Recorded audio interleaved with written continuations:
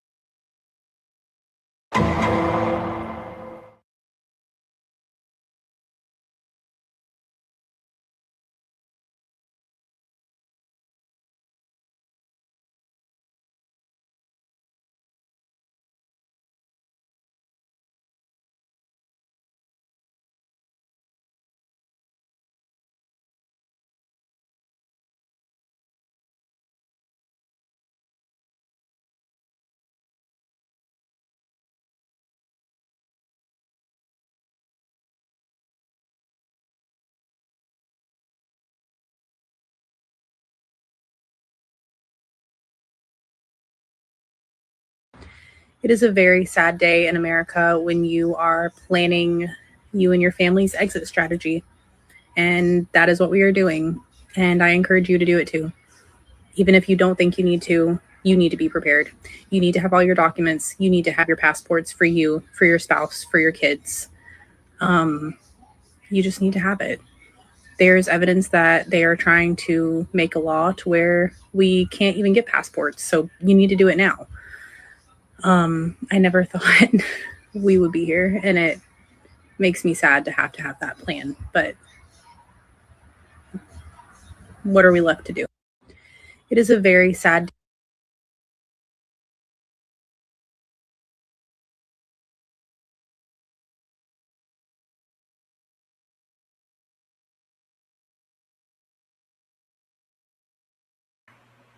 How about now?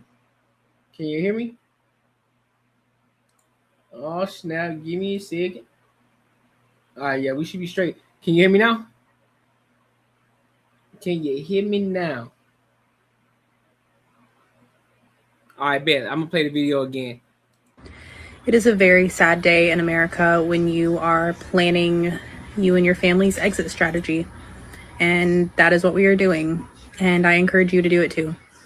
Even if you don't think you need to be prepared. You need to have all your documents. You need to have your passports for you, for your spouse, for your kids. You You just need to have it. There's evidence that they are trying to make a law to where we can't even get passports. So you need to do it now. I never thought we would be here, and it makes me sad to have that plan. But What evidence? What evidence, Sydney? I just want to know. What evidence you talking about? What is this evidence that you speak of? That it's gonna be so bad to the point that we need to leave. That we need to leave one of the greatest countries to ever been founded. Where you gonna go? Why do y'all think that? I want to be 110% honest, bro. This is why we got Trump in the office in the first place, because a lot of people want to see a lot of things turn around for the better, not for the worse. The Democratic Party has fucked up so bad to the point where these motherfuckers are taking drastic measures, like they always do, taking drastic measures because Trump is in the office. I'm trying to understand something here. But here's the bigger thing. Leave. Just go, bro. Just go, dog. Because you've been living here this long. There's been a lot of things that done came and gone. There's been a lot of things that done happened. There's been 9/11. There's been assassinations. There's been a lot of different things that's been going on in America, and yet it hadn't gotten that bad to the point where you feel as if you need to leave the country.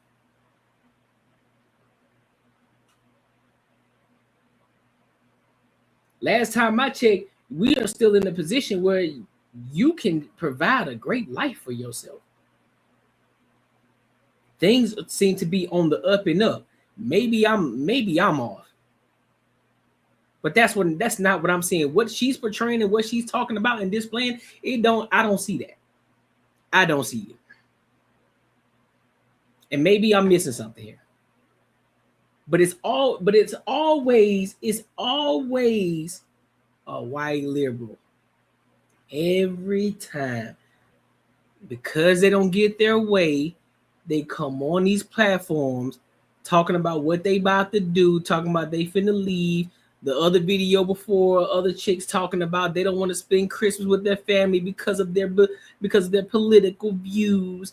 Bro, y'all are the worst. Y'all are the worst in society. White liberal women. Y'all are the worst in society. I gotta call it for what it is. Y'all push for this mindset of these T girls. Y'all push for that, while at the same time they're trying to go into your bathrooms and play into your sports, and y'all advocating for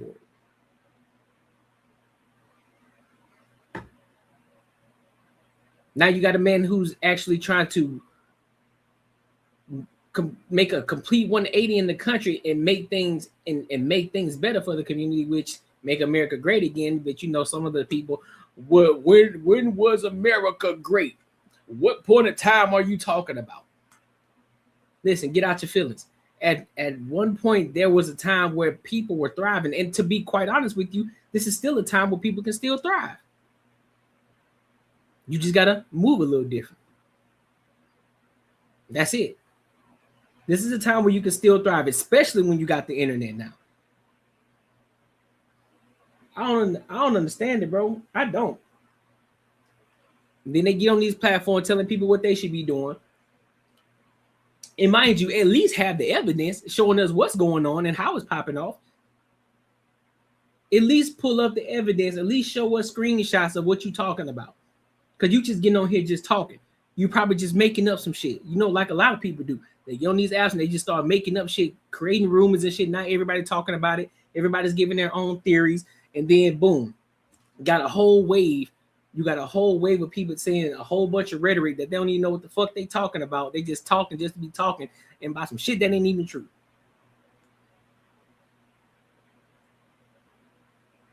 I don't get it.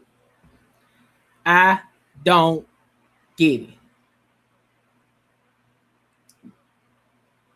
Guy that talks a lot. Yes, nigga, I'm the only one on the channel. I'm supposed to fucking talk. It's a reaction video, you fucking idiot. Y'all, you know what? I got time today. I got time today.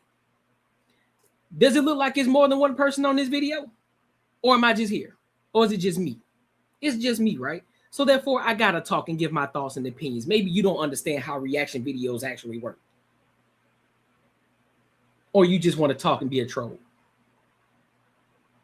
Either or, I won't pull you. Either or, I won't pull you up to the screen to give you that visibility that you want.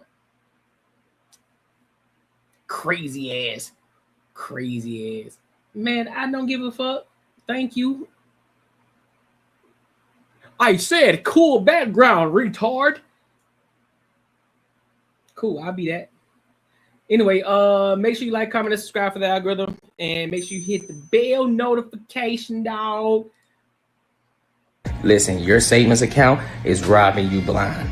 But don't worry, I found out a way how to make my money work for me in my sleep, and I can help you do the exact same thing. Now, this isn't no get rich quick scheme. This isn't no pyramid scheme. This isn't something just trust me situation. This is legit, and this is something that your every average day person can implement in their lives, and they can really get to a bag. This isn't a short-term play.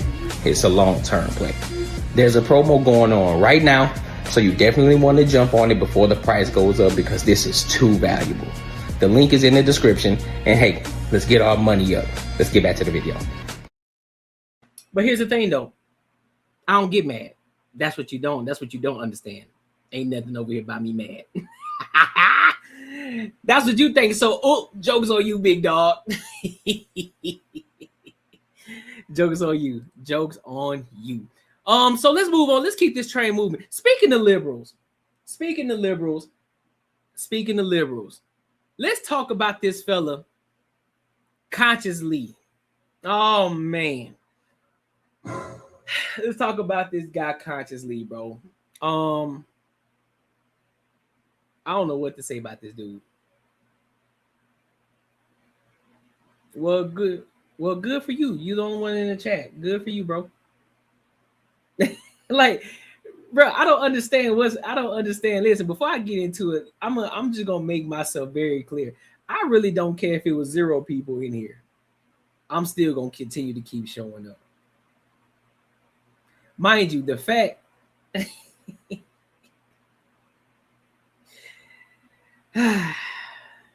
y'all are funny. But I appreciate you though. But what I don't like, I will say this. I don't like people who like to talk shit but don't show their face. You got pictures of a background. You don't even show your face. I want to see y'all face. I want to see how y'all actually look. Then we can have a real fucking conversation. Y'all talk a lot of shit, but you don't want to show your profile picture. You don't want to show us how you really look because you are afraid. Huh? Yeah, bro. Big weird. All right, let's get to it. So let's talk about this guy, Conscious Lee, big dog. Let's talk about this guy, Conscious Lee. He up here caping again. God rest his soul. Let's get into it, bro. Make sure you like, comment, and subscribe. If you justify a black woman being hit because you feel like she hit a man first, I think you a sucker. And I don't even care to appeal to your morals, your ethics. I don't like you. You don't like me. I think you a sucker. You think I'm a sucker. Now, what do we do with this? What do we do with this? I think that if a grown-ass man get hit by a grown woman and that grown man has to pick up an object to hit this woman, he a hoe. Ain't no ifs, ands, buts about it. I find it very funny and contradictory that a whole group that believe that Tory Lanez is innocent, believe that P. Diddy is innocent, believe that R. Kelly is innocent, believe that Bill Cosby is innocent. All of a sudden, when a person is found guilty, you want to spin the block for Conscious Lee. When you're going to update us about the brick lady, you just want an opportunity to troll. You don't give a damn about nothing when it comes to accountability and facts and truth. If you justify a black woman being hit because you feel like she hit a man first, I think you a sucker. And I don't even care. Interesting. Interesting. I'm gonna play it one more time. Interesting. To appeal to your morals, your ethics. I don't like you. You don't like me. I think you a sucker. You think I'm a sucker. Now, what do we do with this? Well, what we do with it is talk about it. That's what we do. Talk about it. What do we do with this? I think that if a grown ass man get hit by a grown woman and that grown man has to pick up an object to hit this woman, he a hoe.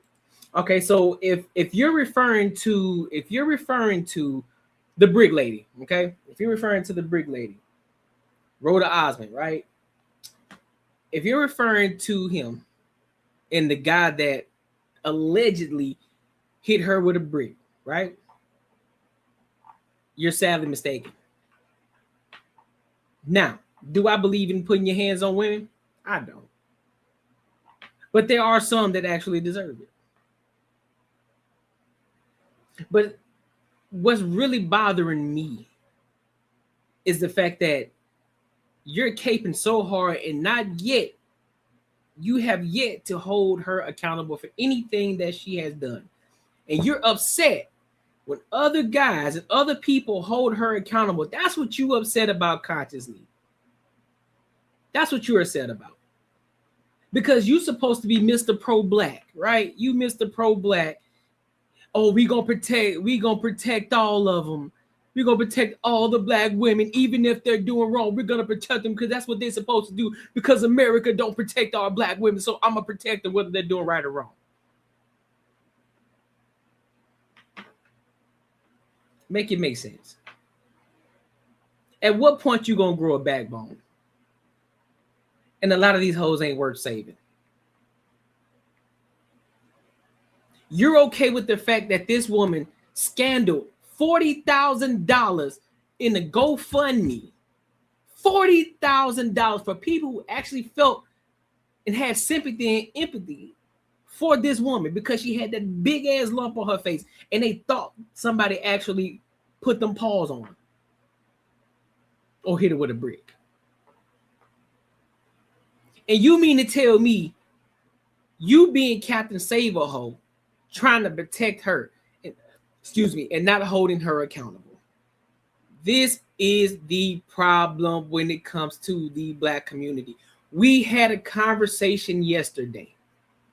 On the Banter and Barter show about the Le Peep Network when they had Pearl on the channel. Everybody was against Pearl, the white woman, right? Everybody was against Pearl. Then Pearl leaves. Now, the whole panel is black, I think, except for Amaray, right? That was it. But she didn't really engage much, so she was sitting back kicking it. Now, while Marquette and fucking Philosophical were having an actual conducive conversation,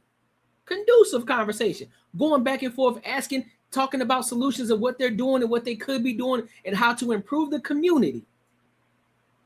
Marquette decides to say, hey, let me check up on my fellow sister over there because she looking, just based off of her appearance, she's looking uninterested in this conversation. She's not engaging like she was with the Pearl situation. So I'm gonna ask you, hey, are you good over there?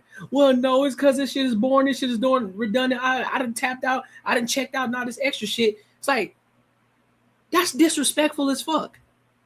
And then later on in the video, then you have Boheen. When Cooley was talking to her, she later said she checked out and she started reading the fucking book while on the fucking podcast, bro. And you think men are always supposed to protect black women for what? And this doesn't go for all. I shouldn't even have to say this because common sense should be common sense. We know I'm not talking about all, but there are some of them you just gotta let them down their own demise, bro. They gotta down their heel by themselves. Ain't no saving. What's up, Jacoby? Ain't no saving. And then you got niggas like this, bro. Caping. That's why I don't trust no nigga with necklaces like that. I don't trust no man who got a necklace like that. I don't. Because that let me know he on some bullshit. On bullshit, I don't give a damn what color the woman is. My first question are, did she hit you first or what did she say? I also don't hit women or kick puppies. Yeah, I don't either. but your house is your house. Do what you do. Exactly. That's what I'm saying. And he caping. What up, the twins? What's good with it? And he up here caping. I don't understand it at all, bro. Somebody make it make sense to me. And these are the type of dudes I got issues with. He a hoe. Ain't no ifs, ands, buts about it. I find it very funny and contradictory that a whole group that you mean you find it funny and contradicting, right? Not contradictory. Tripping. That believe that Tory Lanez is innocent, believe that PD. Yes, I believe Tory Lanez is innocent 1,000%. If you go and look at the evidence, if you go back and look at the videos, Mr. Conscious Lee, go back and look at the video. Megan Thee Stallion, she admitted in the video that she wasn't shot. All it takes for you to go back and look at the video, big dog. Where was the gunshot? But because I did a video on it, she stepped in glass. That's why her foot was bloody. That's why her foot was bloody. But you don't want to talk about that though. You gonna protect every black woman. Even if they lie, you still gonna protect them. Even if they lie, they can lie right to your face. You still gonna be the nigga that's gonna try to protect them. But nah, bro, you gotta understand. It's all black women. I'm gonna do everything I can to protect all black women. Nah, fam. I'm gonna protect the ones that deserve to be protected, and them ain't the ones. Is innocent, believe that R. Kelly is innocent. But don't nobody believe R. Kelly innocent. And nobody said that P. Diddy was innocent. But we said that they tried to get him for a RICO charge. We didn't believe that shit. But everything else that we saw, yeah, we believe that he was getting his freak on with dudes. We believe that. We know he was putting his hands on women. We know that. That's not what people were arguing. They were arguing the RICO case. Like, bro, why are you putting the RICO charge on this man? He ain't got no RICO charge. He guilty for being a freak and putting his hands on women. That's it. That's it. Guilty for being a freak. That's it. Why they call it the freak offs. And you really think, and ain't nobody putting nothing past Cosby either. Nobody said that he was 100% innocent. But again, where was the evidence though? You need evidence, bro.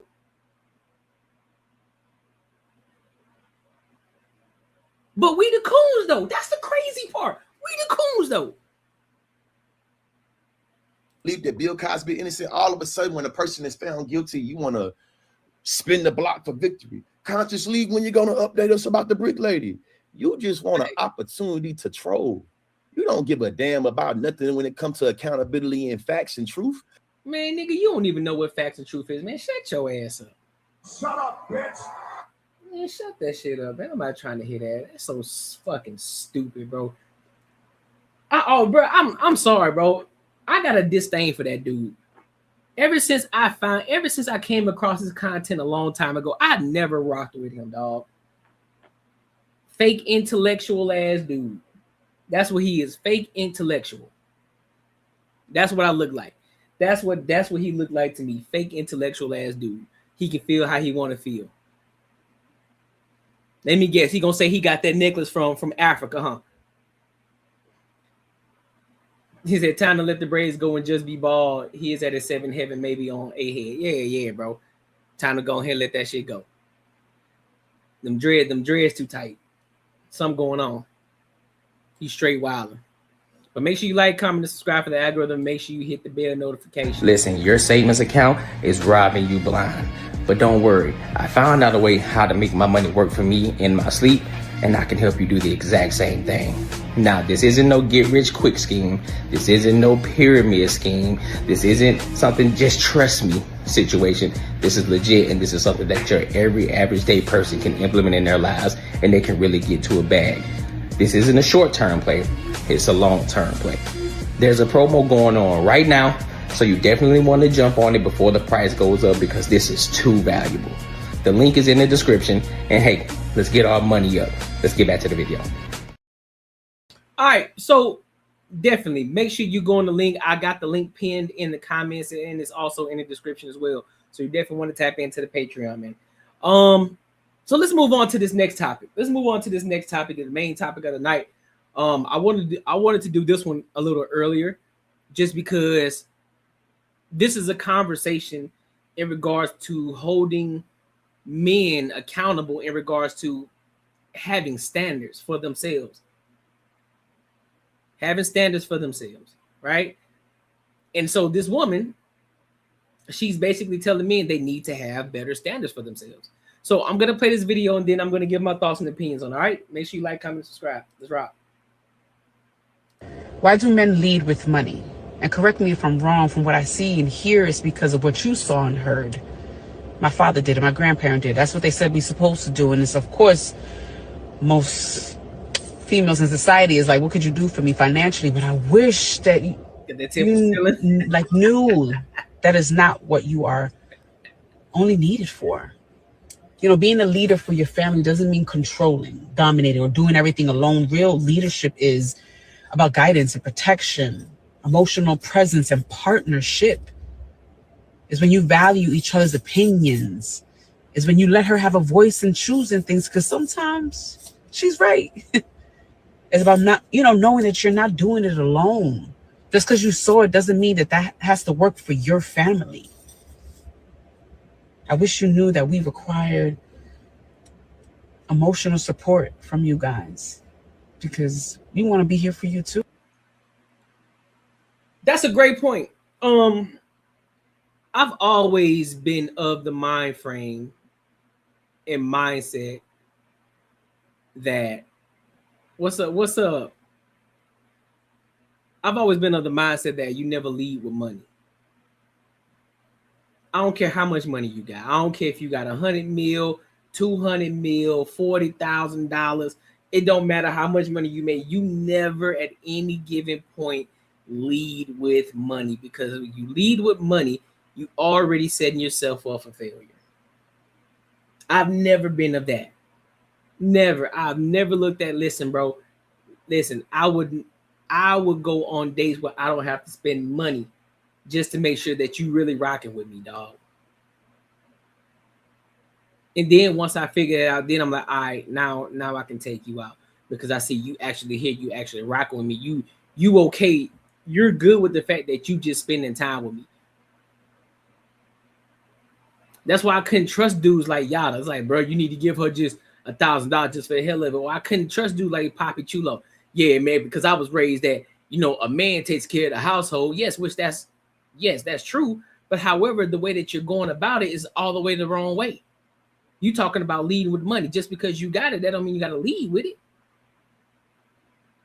They need to earn, just as they make you earn their love, their respect, and all that shit. They need to earn that shit too. You hold the cards to the relationship, fam. You hold the cards. So act like you hold the cards. Make her work for that shit. Let her know, listen, shorty, you got to put in the work too. I'm not going to be the only one just putting in work. No, you going to have to put some skin in the game. It ain't just going to be a one-way street. I'm not going to always just text you. I'm not going to always be the first one to call you. It ain't happening like that. It ain't. You need to make an effort too. Simple as that.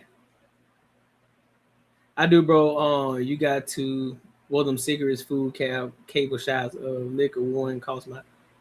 Hold up, say what, bro? You gotta fix it, bro. You gotta fix your typing. I don't understand. Now you just said, once she drink out the hose, Courtney will loosen up a little. Hey, man, that's what I'm saying. You drink out the water hose, now you got a friend in me. You drink out the water hose, you got a friend in me. It's like, all right, now I see. So you with it. You with it. All right. You ain't here for the bullshit. Got it. Now I can slightly crack the door open a little bit just to show you what you're going to be embarking on, if you continue to ride on this train. I can bring you, I can show you a little bit of what's going to be going on, what you can expect while on this train. But I'm not going to give it to you all up front. I'm not going to do that. And it's not playing the game, but you got to understand, you got to protect yourself. You got to protect your assets. You got to protect your mind. You got to protect everything, bro. You got to protect all that shit. Make them chicks earn it. And if they don't want to earn it, then guess what? The fuck out of here.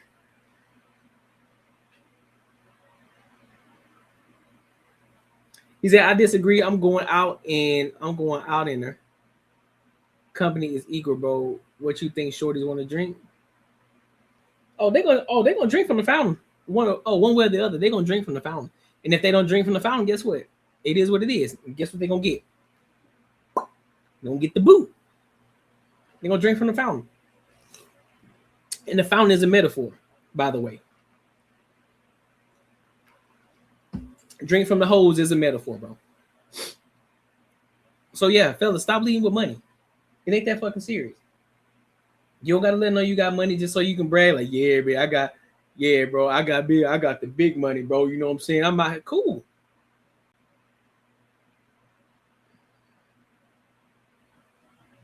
I'll only read it. I am reading the chat. But if you want me to pull it up on the screen, that's for a super chat, homie. But so yeah. And Shorty spot on. Because I mean, put it like this: a real one understands.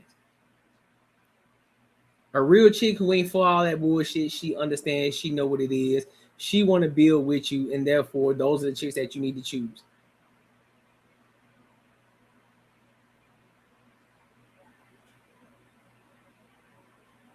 Am I lying? Listen to it. Listen to what she just said. Listen to what she just said. Controlling, dominating, or doing everything alone. Most females in society is like, what could you do for me financially? But I wish that you knew that is not what you are only needed for. Being a leader for your family doesn't mean controlling, dominating, or doing everything alone. Real leadership is about guidance and protection, emotional presence, and partnership. Is when you value each other's opinions. Is when you let her have a voice in choosing things, because sometimes she's right. Well, I will say this: yes, if she's your wife, yes, seek counsel. Absolutely, that's what you do. If you're about to make a big decision, yeah, seek counsel. But you still gonna be the one that make the final decision. But seek counsel. Ain't nothing wrong with that. It's your wife. Seek counsel. That's it. But that don't mean I gotta let you know everything. But important decisions, yeah, of course. I run it by you. Let me know. Hey, listen, what you think about this? And you give your thoughts and opinions, because guess what? If you got you a smart girl, she's gonna think critically and logically, because she understands what type of person that she's with. She adjusts to you. You don't adjust to her. She adjusts to you. So she understands what kind of man that she got. So therefore, when you come to her and say, hey man, I was thinking about doing X, Y, and Z. What are your thoughts on that? She gives her thoughts, because of course she's valuable and you value her in that right, because you respect her thoughts and her opinions about the situation. And then now that you sought counsel from her, now you can come to a conclusion and do whatever other evidence that you need to do to compile all that information together, and then to make an informed decision. Ain't nothing wrong with that. It's about knowing that you're not doing it alone. Just because you saw it doesn't mean that has to work for your family. I wish you knew that we required emotional support from you guys, because we want to be here for you too. That's where I agree, but I disagree at the same time. I agree and I disagree. And the reason I do agree, yeah, that's why I believe that men should have male friends. I'm gonna be 100% honest with you.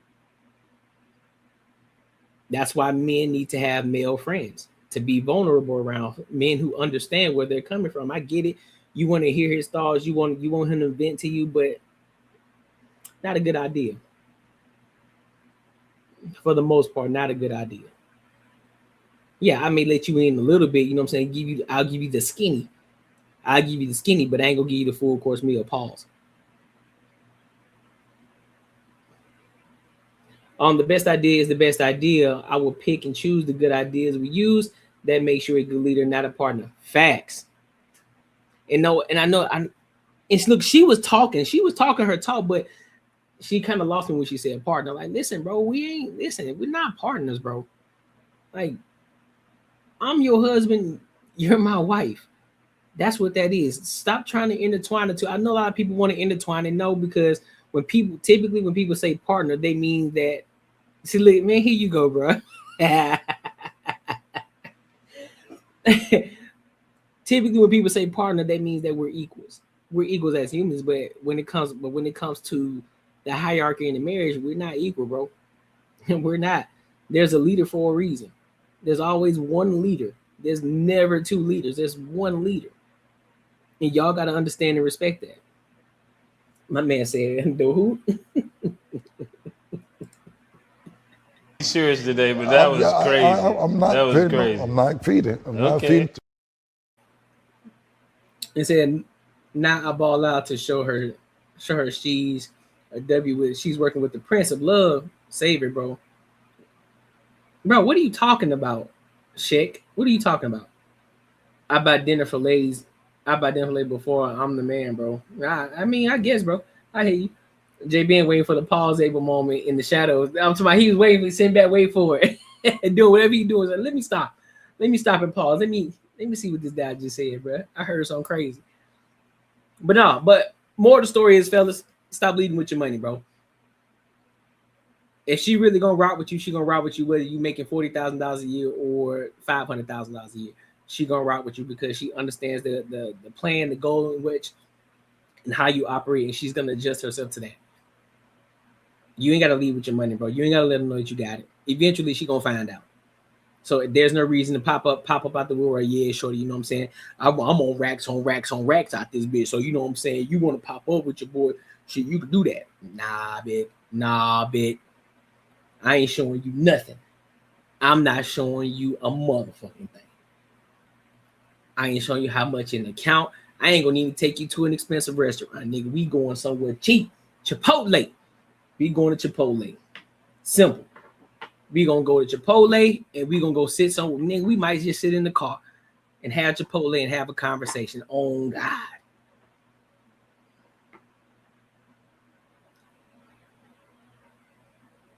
Hey man, they kept getting me, bro. They kept getting me last night. That shit was crazy. That shit was wild. That shit was wild, bro. But make sure y'all like, comment, and subscribe for the algorithm. Make sure you hit the bell notification. And let me know what y'all thoughts, man. What do y'all think? Do y'all think she was spot on? Do y'all think she was cooking? Do you think she was off? Let me know. All right. So let's go over here to. Let's talk about Jeezy. Let's talk about Jeezy and his ex-wife, Jeannie Mai. So he was in the recent interview. Well, Jeezy was in a recent interview with TD Jakes. You ever been swallowed? You've ever been swallowed? You hear what you're saying out loud, bro? He was out there talking to Jeezy, and so he asked him a question in regards to what did he learn from his marriage, right? And so then he went on to talk about it. So once I play this video, then I'm gonna jump over, and then we're gonna talk about Jeannie Mai because she came out with a recent video as well, and about her life after being married to Jeezy. So I'm gonna play this, and then we'll move over to that. But make sure you like, comment, subscribe for the algorithm, and make sure you hit the bell notification, dog. There's anything like that, just coming from where I came from. What did you learn from it? I learned I was a great husband. I can't be. I got a beautiful daughter out of the situation, so there's no regrets there. But I learned a lot about myself. I learned that there's things that I continue to work on. I learned about my preferences for things, the type of space that I need, the type of moments that I need to decompress about certain things, and this just unselfish nature, that I was selfish in my prior life. And I think just going forward in life, it just taught me how to like give someone else grace and actually listen to understand rather than just to listen to reply. Yeah. Because when you're sharing a life with somebody, it's almost like you don't become one, but this is a partnership, right? And so for me, it's almost like I've never experienced anything like that, just coming from where I came from. So I never had to share, you know what I'm saying? Or I never had to compromise in a way. So I just think it taught me a lot about what compromising was like, and then things that, I can just work on as a person.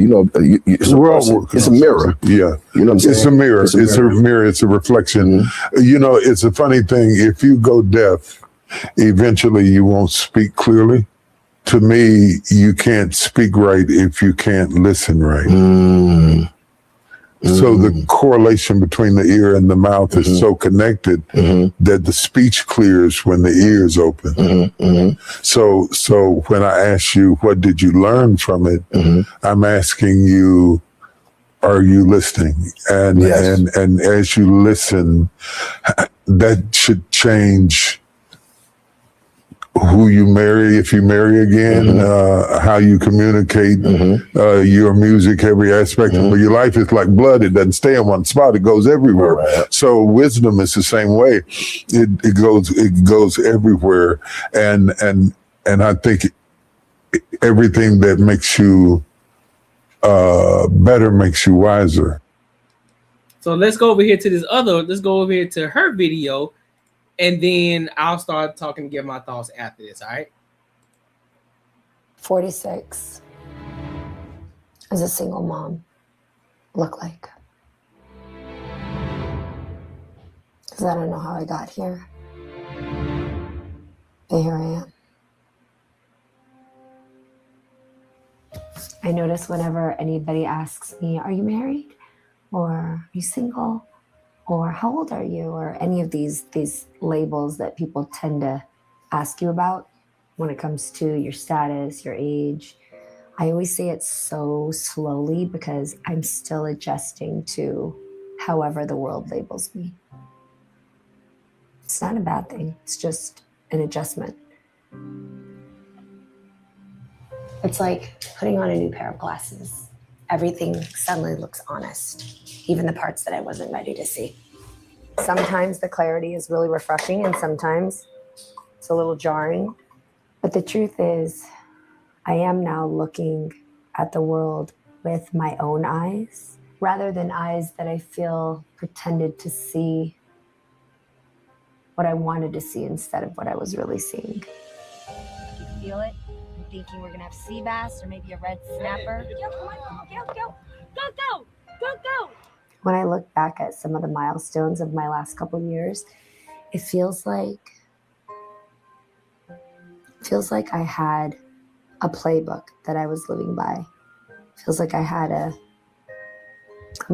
had a script that I was living by because I so wanted to hit those points and have my life be about those things instead of what it really was. I used to think that if I stayed ahead of the plan, worked hard enough, if I held everything together tightly enough, I could avoid crashing. But I realized life doesn't work like that.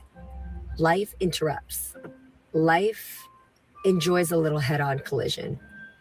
And my job is to keep moving instead of pretending I didn't feel the impact.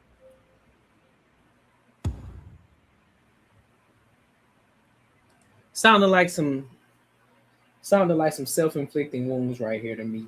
That's what it sounded like to me so far. Sounded like some self-inflicting wounds. This is a prime example of what we always talk about. Prime example. Shorty's leaving marriages, even when the shit is good. Bitches don't know how to endure it anymore, man. One little thing going wrong, one little situation that they don't like, all of a sudden, oh my God, I'm being held hostage in my own home. I don't feel like this is a place I need to be anymore. I'm unhappy, so I gotta leave. For what? You already left the first marriage. Then you got into this one with Jeezy. Now you want to leave again. But y'all be doing the fucking most. Divorce is a word you never imagine attached to your name. Not because you're special, but because you think you'll know how to save something before it breaks. We gotta see. As a divorcee, we gotta see it. We gotta see it from both sides, bro. Always seeing people say, what are the things that they warn you about before divorce happens, you know? The one thing I can tell you is that nobody tells you that divorce is both earth-shattering and a wake-up call. It's because the life that you pictured disappears and the future you actually need starts talking to you. And the hardest part about divorce isn't heartbreak. It's letting go of the woman I performed, the version of me that I maintained, because I was scared to admit the truth. The dream I kept dragging, even. Y'all see the difference between how Jeezy interview went with what's his name? TD Jakes. And you see this video. There's a clear difference between the two. For somebody who's truly grieving and going through the fucking ringer, I'm sorry, bro. If somebody's truly going through the fucking ringer and it's really, really pressing, because that takes a lot of fucking time to do. This entire video, all the editing, all the extra shit, the fake tossing and turning in your bed, all the theatrics and shit, man, I don't believe this shit. I don't. After it stopped fitting, and then one day you realize you're not broken. You're just finally on it. She looked like a snappy woman. She got an attitude, and if she don't get her way, shit goes left. And honesty is heavy, but it's freedom. You got this shit. 46 years old. You pulling a Tia Mowry. You pulled the Tia Mowry. And this is what happened. Y'all out here leaving good men. I don't care. Here's the thing. When we say, and I want to be clear about this, when we say good men, we understand that these men aren't perfect, right? Everybody has their thing. Everybody has an issue. No man is perfect, nor no woman is perfect. Just like the old saying goes, you're going to get 80%. You're going to get 80% of the things that you want. But a lot of y'all are so focused on that 20%, you got to have the 20%. You got to have the 20%. And that person that you are looking at, or that so-called greener on the other side, that's what you're looking for. And you ain't going to never find it. So now you find yourself at a late age with a kid, and you thinking everything's finna be all smooth and chill. You think life is finna be phenomenal for you. Now you finna be out here like Tracy Ellis Ross. You finna be out here like Tia Mowry. Now you gonna be out here like Dr. Cheyenne Bryan. And what's the other girl name? The one with the raspy ass voice who always get into it, who be trying to sue people because they talking about her. What's her name? Kendra G. You gonna be like them bras. When all you gotta do is stick the shit out, figure your shit out. Why is it that y'all always gotta figure shit out once you leave the fucking marriage? Why you can't figure it out why are you within the marriage? Communicate. Hey man, listen, I gotta figure some things out about me.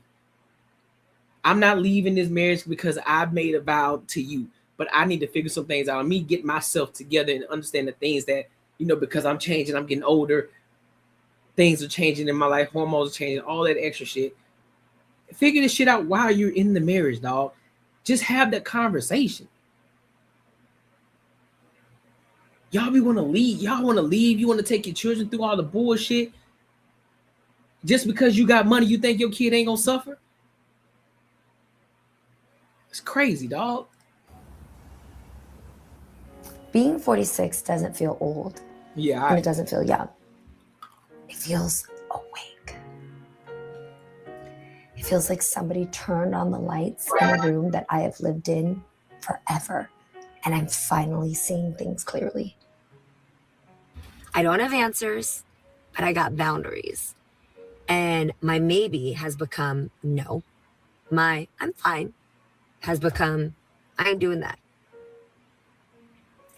I don't feel old. I feel intentional. And intention feels better than youth ever did. So basically what you telling me, you ain't fucking grew up. You basically telling me that you haven't grown up. That's what you did. That's what you telling me. It took you 46 years to grow the fuck up. That's what you telling me. 46. It took you 46 years for you to grow up, for you to have boundaries, to know how to say no.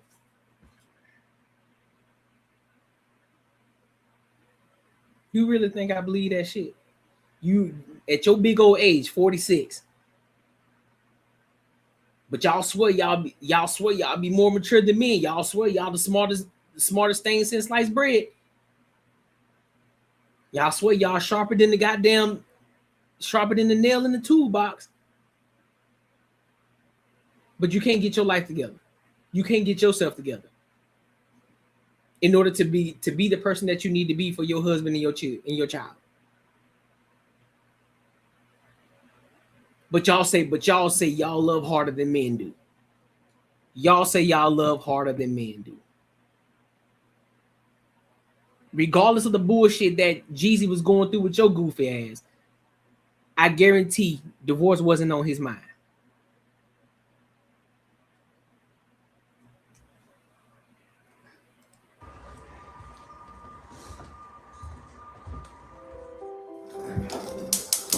Being single isn't about the loneliness.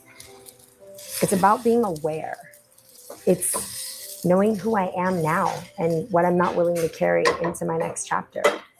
People will ask questions, and I think sometimes the answer of just I'm doing what feels right for me right now is the best dating status.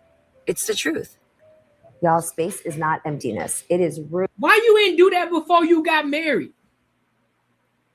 What's best for you? I'm doing what's best for me. Well, shorty, it ain't about you no more. You got a kid now. So you got to do what's best for your kid, not for you. You can focus when your kid is out of the house doing their own thing, then you can focus on you. But at your big old age of 46, you're going to be old as shit by the time your kid turn 18. So all that I'm just focusing on me bullshit, you should have been done that before you decided to get married to your first husband, before you decided to get married to Jeezy. You got all them single bras that you was on the show with. You was the only married one. You had shit going for you. Now guess what? You one of the crew now. And now you up here making videos saying a whole bunch of stupid shit, trying to make it sound like it's so empowering and so great and so, oh, this is so powerful. You know what I figured out since, it's not about being single. It's about just understanding me. What are you talking about? Understanding that I have boundaries. Understanding that I can say, I used to say maybe, but now I say no, or I don't want to do that. Sound like a fucking kid. Room to breathe, room to think, room to return to myself without rushing into whatever's next. And it is the best feeling yet. Not having to check in on anybody, not having to answer to anybody, not having to share that with anybody. Anybody else should share the space of you doing what's right for you right now. And that's the truth. Oh.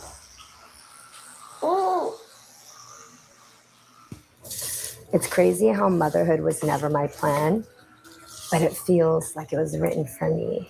Hey, cutie. Some days I'm really proud of the woman that Monica was helping me to become, and other days, you know, I grapple with some of the ways my life turned out. But then Monica will say something so brilliant and sensitive, and it'll make me realize that she chose me. No doubt, motherhood is messy. It's chaotic. But on God, boy, on God, on God, bro. Talking that crazy shit that she talking right now. But it's also sacred. And in many ways, I'm discovering how motherhood saved me.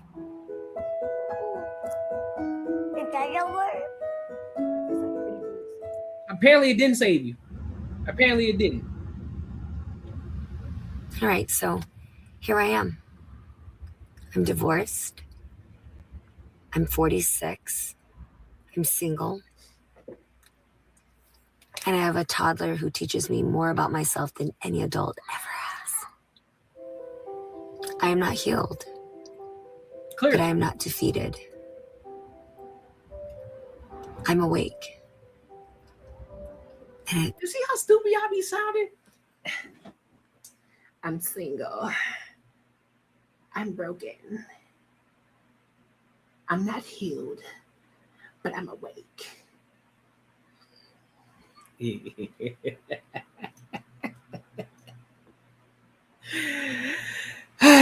But I'm awake.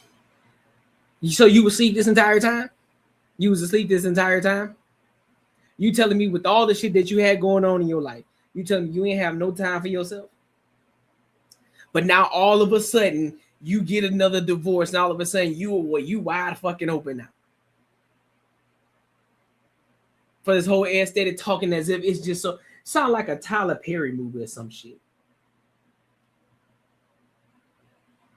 Y'all remember the y'all remember Why Did I Get Married when Jill Scott, when she was in the bathroom and she was, talking to, after that situation, she met the girls back in the ballroom, when they was at the I think they was at the little event. She came back, she lost a little weight and shit, and then she was telling her friends like, oh, he does this for me and he just made me feel hurt. And I was like, dog, I was laughing so fucking hard. I'm like, well, y'all so extra. Y'all so fucking extra, dog. She doing all this extra shit. All these different clips, cooking, brushing teeth, sitting in the vehicle, acting as if she just so out of it, just like I don't believe this shit. I don't believe it. I don't. At this point, it's hard to believe. It's hard to believe a lot of these women. It's hard. I try my best to hear them out, to understand. But the older that I get and the more bullshit that I see, the more I'm like, you sound stupid. That's what you sound. You sound dumb. Nothing that you said in this entire video, and I try my best to listen with an objective ear, it's nothing profound that you're saying. It's pretty much the same verbiage that every woman uses when they get a divorce or they get out of a relationship. They act as if they were so hell-bent and focused on everything else inside themselves. Now, I understand there are times where you do lose yourself, but that man loses himself too. Because guess what? You got other people and other responsibilities to worry about. It ain't just about you no fucking more. It ain't. He gotta make sure the house is straight. So he got other things to worry about. He trying to make sure that y'all are good. He trying to make sure on the back end, yeah, he ain't telling you or expressing everything to you, but that's a need to know basis. Like, you don't gotta know it all. But he's got things going on too. He trying to make sure, he trying to level up, trying to figure out what's the next move, how he can better improve y'all lifestyle, all of these different things. And worried about the children and worried about you, make sure that you happy in the best way that he fucking can. You think he ain't tired? You think he ain't losing himself in this situation? You, same shit. You got a kid. You got to focus on him too. It ain't about you. You got to focus on the kid. You got to focus on him while still trying to get yourself together and make yourself Feel as if you're valuable. Whatever the case, whatever it is that you need to do. It ain't about you no more. You get married, it ain't about you no more, dog. If you need time to yourself, talk to him. Hey, listen, I need time for myself. You know, I need to get away. I need to get a hotel. You know, I just want, it ain't got nothing. I'm not upset at you. I'm not upset at the kids. I just want some time to myself. 9 times out of 10, he will understand. He'll be like, all right, cool. Just let me know. Like, listen. And all he just wants you to know, or all he just wants you to confirm, like, hey, is it anything going on in regards to the relationship or marriage? Like, is it that? Like, no, it ain't got nothing to do with that. I just want to have some time to myself. He'll be like, oh, shit, all right, cool. Well, listen, I'll book, nigga, he'll be more than happy. Listen, I'll book the hotel for you. You know, I got everything set up. I'll get you a reservation. Listen, I even call you Uber. You can go out there, or you can just take the car, whatever. Have time to yourself. I won't message you. I'll let you just relax, do your thing, have time to yourself. Have a great time. I got the kids. Don't even worry about it. That's what the good men would do. All you gotta do is communicate it to them and let them know and confirm that, like, listen, bro, ain't nothing going on between us. Like, we good. I just want to gain myself back a little bit, kind of be to myself a little bit, you know what I'm saying? Because we got so much going on, you know, you working, I'm working, we got to worry about the kid, then we always on the go, so I just kind of want to get away for a little bit. All right, cool. Y'all, you bugging, man. Her husband was ruthless in that video. I mean, in that movie. Yeah, he wasn't wrong about the message. His delivery was ruthless. I am not paying for 2 seats for you. Yeah, bro, that shit was wild. It was ruthless. You know what I'm saying? And he probably, and the thing is, he should have rolled with it though. I think that was the biggest thing. Like, man, you should have gotten in the car with her. And why the fuck you bringing the other chick with you? Boy, you straight wild. The best feeling in the world. I'm trusting the quiet around me. I'm building a life that is completely mine. I'm not perfect. Clearly. I'm not polished. Clearly. But I'm honest. I don't believe it. This is me. This is me in the middle of becoming. It's not the before. It's not the after. I can't stand these type of women. I'm gonna be 100% honest with you. I can't stand these type of women, bro.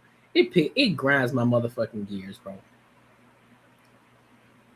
All these different platforms, all these different podcasts that I see, how a lot of these women be talking shit about these men, how these men ain't shit, but yet the real people that ain't shit are these women.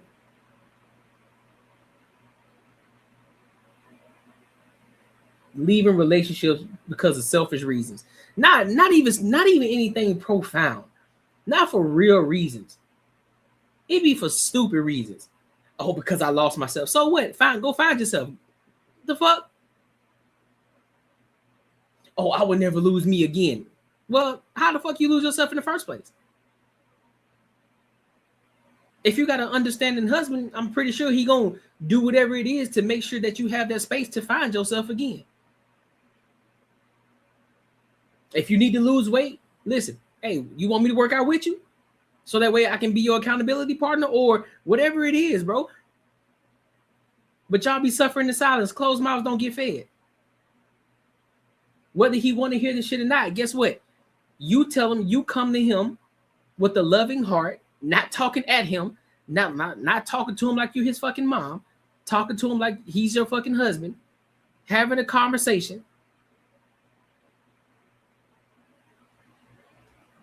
And tell him what it is that you need from him in a loving manner. And I guarantee you, he gonna do everything he can. He gonna try to move mountains to make sure that he can provide that for you. That's what a good man would do. That's what a leader would do. That's what a good husband would do. Because he will understand it ain't about him. It's about her, making sure that she's straight, making sure that she can thrive. That's what a leader would do.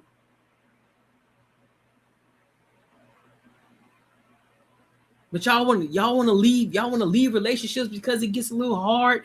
Oh, it's getting a little hard. He's not doing this with me. He's not communicating properly, or he's not sexing me as good as he used to. Man, fuck all of that, man. Shit changes sometimes. Shit changes. Shit happens. Figure it out. Adjust. It's gonna be a lot of adjusting when it comes to marriage. It's gonna be a lot of adjusting. So you got to learn to adjust, because you grow, you become different. Y'all don't never stay the same. You become different. So you got to learn to adjust and relearn this person. Yeah, she does talk like a battered ex-wife. She does. She talks just like that. Talking all that bullshit. What's wrong with Trent, man? Let's move on. Let's move on. Because she about to piss me off. Listen, your savings account is robbing you blind. But don't worry. I found out a way how to make my money work for me in my sleep, and I can help you do the exact same thing. Now, this isn't no get-rich-quick scheme. This isn't no pyramid scheme. This isn't something just trust me situation. This is legit, and this is something that your every average day person can implement in their lives, and they can really get to a bag. This isn't a short-term play. It's a long-term play. There's a promo going on right now, so you definitely want to jump on it before the price goes up, because this is too valuable. The link is in the description, and hey, let's get our money up. Let's get back to the video. Yeah. Make sure you tap into Patreon, dog. And listen, if you want to support the channel, you can hit me in the super chat, dog. All right. So let's go ahead and move to this next topic. Let's talk about this jealous woman who caught flight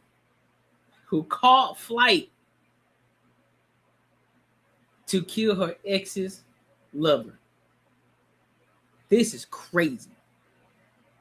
Just look at this video. She looked crazy. Just look at that. She looked crazy. Look at her eye. Look at her right eye. It looked lazy. That right eye right there is doing something to me. Is that right eye? It ain't something ain't right. Something ain't right, bro. Something ain't right. But let's go ahead and play the video, man. Jealousy became a motive for murder when she went to the extreme to take out another woman she thought was standing in her way. So let me look at her. Let's take another look. Let me see something. Give me a second. To take out another woman she thought was standing in her way. So when I came back the second time, I see her car outside. I'm like, she has to be here.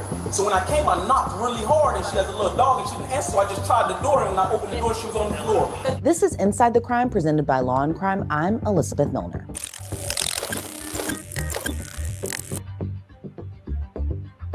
We'll get to the story in just a sec, but there's a reason that Law and Crime is the go-to spot for true crime content. Just like there's a reason Morgan & Morgan is America's largest personal injury law firm. They have more than 1,000 attorneys and have recovered $25 billion for more than 500,000 clients. In the past few months alone, a client in Florida received $12 million when insurance offered just $350,000. And in Pennsylvania, another client was awarded harmless snooping on an ex, checked their socials, maybe scrolled a little bit too far, wondering who they're seeing. But for most people, it ends with curiosity. In this case, though, it escalated into something far more dangerous. He came here and found my cousin. Is that really my cousin bad, really? I haven't been in there. I don't know. July 13, 2022. We're in Tarmac, Florida. It's just before 3 p.m. Then a frantic call comes in to 911. 911, what's the address of the emergency? Oh, ma'am, I don't know the address. I just came. Okay, what is the apartment number? Do you know if that has a building number? I could go downstairs and check. 1 second, please. Stay on the phone with me. What's your phone number? Hold on, man. Hold on. A Broward County deputy responds to the Tarmac Village apartment complex. They learn a woman is unresponsive while in her second floor apartment. Does she live alone? No, with her mom, but her mom is a flight attendant. No one there. How do you have access to the house? I can't. Don't touch anything. Okay. Your hands exactly the way they are. I didn't have. How far is Bravo 2?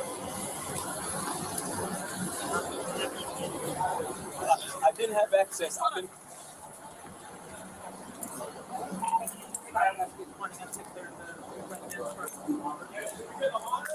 Yeah. Yes. 200. What number? 200. How did you get access inside? I don't have access. I've been calling her all morning, and she wasn't answering the phone. And I came here the first time, and I just knocked. And I was like, I seen her car. I didn't see her car in the parking lot. She always parking in the handicap. So when I came back the second time, I see her car outside. I'm like, she has to be here. So when I came, I knocked really hard, and she has a little dog, and she didn't answer. So I just tried the door, and when I opened the door, she was on the floor. The door was unlocked. Yeah, the door was unlocked. So have you been in the house? Just now, yes, and I just came the second Did you time. see anybody in the residence? No. I just want to get some more information No. before I get in there. No. Okay. All right. When I'm done with this, stay tight. I'm running to talk to a lot. No problem. No problem. And just try not to touch anything with your hands. Okay, y'all Yeah, touch I'm not the even door having and you go back everything. in right now. Okay. Yeah. Is it a 1 or a 2 bedroom? It's a 2-bedroom. Was she on any medication, anything? No, not that I know. She worked a party last night, and then that was it. And I called her this morning. I was calling her this morning, texting her, and she was her phone was delivering it to me. She's like my girlfriend. No, that's fine. Yes, she's like my girlfriend. Yes. Yes. Right here. No children, just a little dog. 200 right here. To the left. Okay.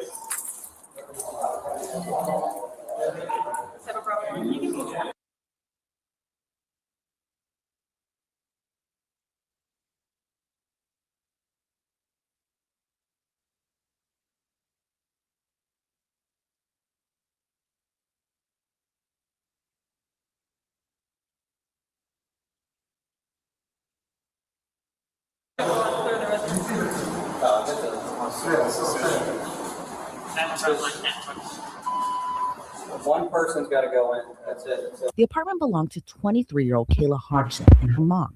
Not bad. No, what I was saying was, old buddy, I don't like that hallway in that apartment complex. I do not like the way that shit look. Nope. That's like a death trap. I'm straight. Nope. I can't show you what first responders found inside the home because it's truly that gruesome. Inside there was blood everywhere, and Kayla was unresponsive, lying in a pool of her own blood. She's gonna be right there when you go in. Yep. Yeah, she's right there. Just go down. I have to stay with you. I don't want you to be right now. How long have you been together for? About a year. And two, is it girlfriend, ex-girlfriend? No, it's like messing around? Yeah, you're messing around. No. Just so I can read his handwriting. That's your first name? Yes, Roberto Robbins. Rivalto discovered Kayla's body, and he confirmed he's the one who called 911. Hey, listen, man. I'm sorry that you're going through this. We're going to do everything we can to help you out. We'll be here for you, all right? I appreciate you talking to me and being cooperative and calm, all right? We're going to have a million questions to ask you. Just bear with us, all right? Okay, you are her, what's the phone number for you? You got a cell phone? Do me a favor. Just like your hands, don't like wipe them all. Yeah. Just leave it there. This from me pumping her chest. They told the paramedics to me on the phone to pump her chest. problem. Okay, so how do you know her? That's like my girlfriend. We've been messing around for like over a year now. Okay. I'm moving because of COVID and all that. So Okay, you understand? I'm sorry. No, I'm not trying to be rude. Oh, it's so okay. So you've been dating her for about a year? Yes. Are you her only boyfriend? I have no idea. Okay, Just no messing problem. around. Okay. And for about a year. Yes. How did you meet her? We met at a party through mutual friends. Okay. One of her friends deals with one of my friends. Who does she live here with? Her mother's a travel attendant. Mother is a traveling Not attendant. a travel attendant. Flight attendant? Flight attendant. I'm sorry. Do you have any of her information, phone number, or anything like that? Yes, I have her phone number. Okay. You know her name? Kayla. Her mother's name is Kayla? No, I don't know. He said Timu JB. What's your girlfriend's first name? Kayla, did you say? Can you spell it for me? Kayla. So maybe so far, what I'm thinking is that this dude here was dating the chick that we saw the mugshot of, and then maybe she found out, doing some detective work, she found out where old shorty lived, took a flight out, because she got a little jealous. Like, also, this that bitch you was out here fucking with. What's her last name? Hodge. Hodg. Do you know her birthday? I can get all that. When's the last time you spoke to her? Yesterday. Yesterday? What time? Right before she went to. Matter of fact, I came here yesterday to pick up some money from her around. I had a flight. I came in. I had a flight. I said I got here around 7 o'clock. 7 o'clock yesterday, and she broke the party. Hold on. You were here yesterday at 7 o'clock. 7 o'clock. PM or AM? PM. 7 PM, you were here. Yes. And she was here. Sipping his cousin. You said you picked up money from her? Yeah, I picked up money from her. I had some money because I had real estate. Okay. And I had some money wired to her. Oh, I okay. got money from her. Okay, hold on one second. Where is her dog now? Her what? Her dog. It's not. I thought it was in the room in her mother. It might be, I don't know. Okay. Okay. I didn't search the house when I was Okay. So you picked up money from her yesterday, last night, and then what'd you do? I went home. Okay, and then what? That was it. I was home all day. I was home all night.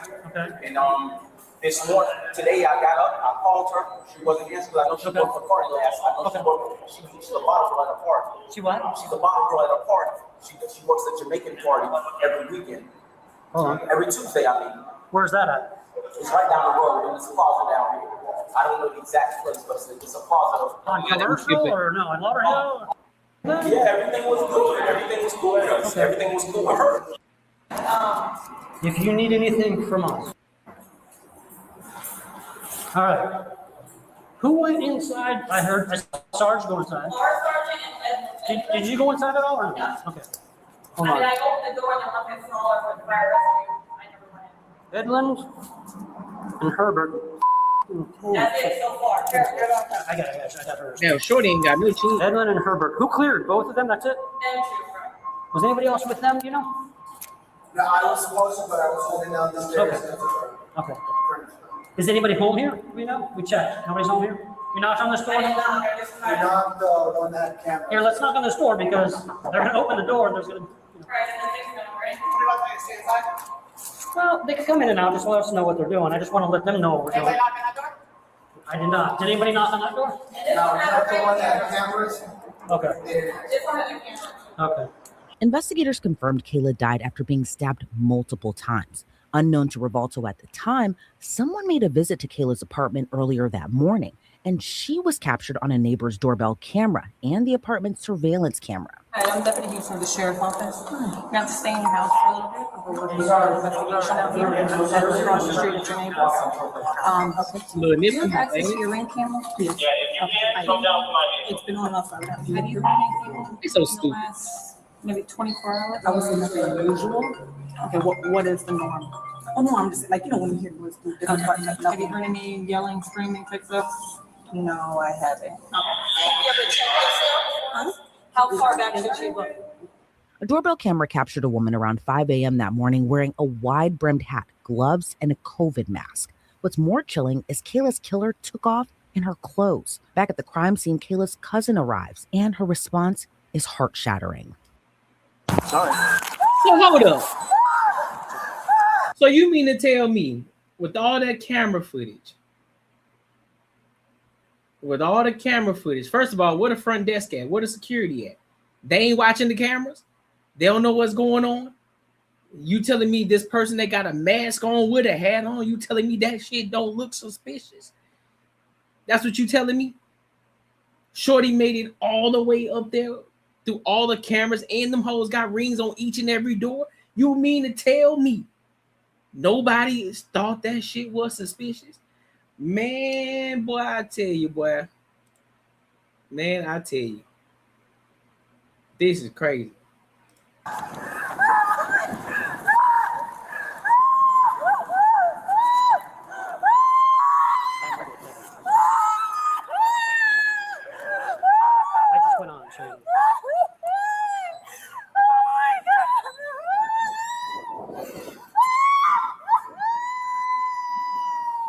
Man. How do you know her? Cousin. Your cousin? Okay. I have to see her. Where's Hey, when's the last time you spoke to her? When's the last time you spoke to your cousin? We spoke on Instagram, I think, yesterday. Yesterday?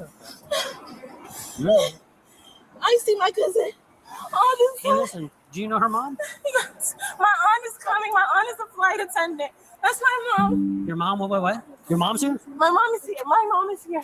Hold on, man. Before people start thinking I'm being disingenuous or laughing. Listen, dog. I'm just laughing at the screams. I understand the pain, but it's just I find it.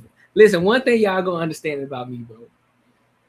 I'm one of them awkward people, bro. I will laugh during serious situations.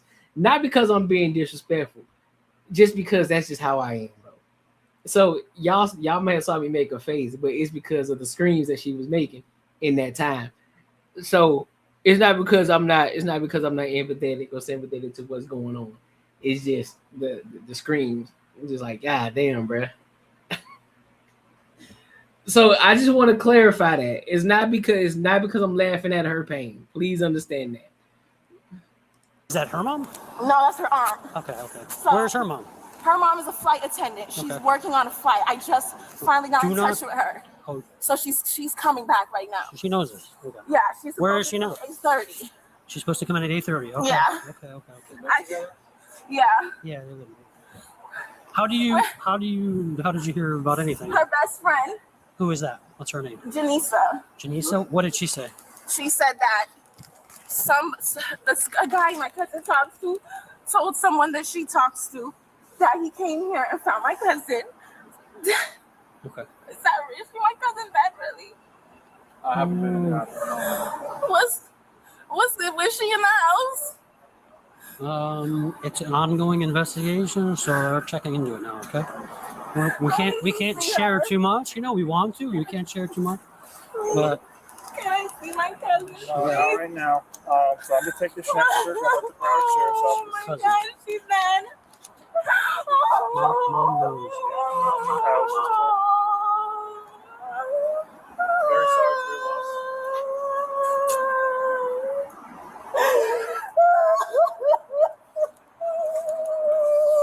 So, what's your name, man? Melanie. Now, is anybody here with you, Melanie? All right. Well, let's go back over to your family. Let's walk over there, okay? Yeah, let's go over to I'll your family. talk to you and I'll talk to your family. You need help getting up? Come on, dude. We'll help you. You okay? Are you family on her mother's side or her father's side? Her dad? Okay, let's walk.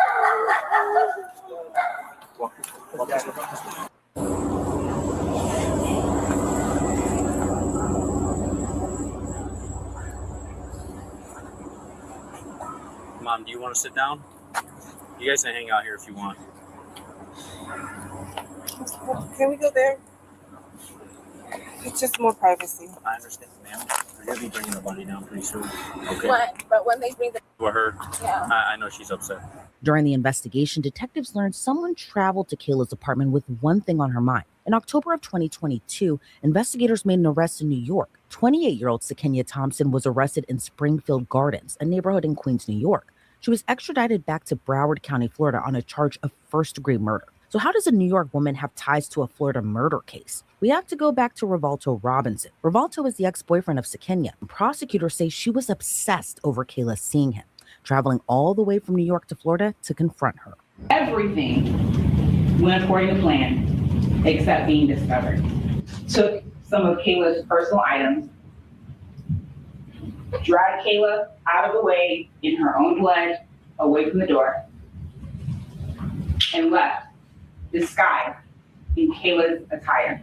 But the defense argued a completely different theory. They owned up during trial that Sakenya did kill Kayla, but that it was for self-defense. This woman-to-woman conversation that Sakina had in mind had escalated and it turned into something more than what she planned when she went to go talk to Kayla woman-to-woman. She was afraid to call the police. Why would they believe her?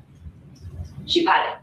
It's kind of hard to argue self-defense when investigators say Sakenya went to lengths to conceal what she did. She reportedly used a fake Uber account to get to Kayla's apartment. She tried to clean up the scene.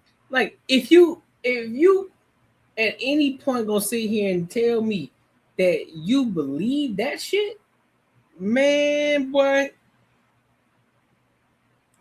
She changed into Kayla's clothes and concealed her identity Plus, she never called 911.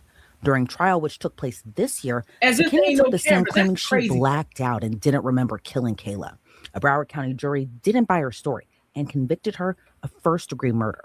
This week, Kayla's family had the opportunity to give their final words to the court and Kayla's killer before her sentence was revealed. First, I want you to take a look and see how many people dearly loved my sister. There are many more, and I can't say the same for you. This type of love and support will never go away, and will always be here.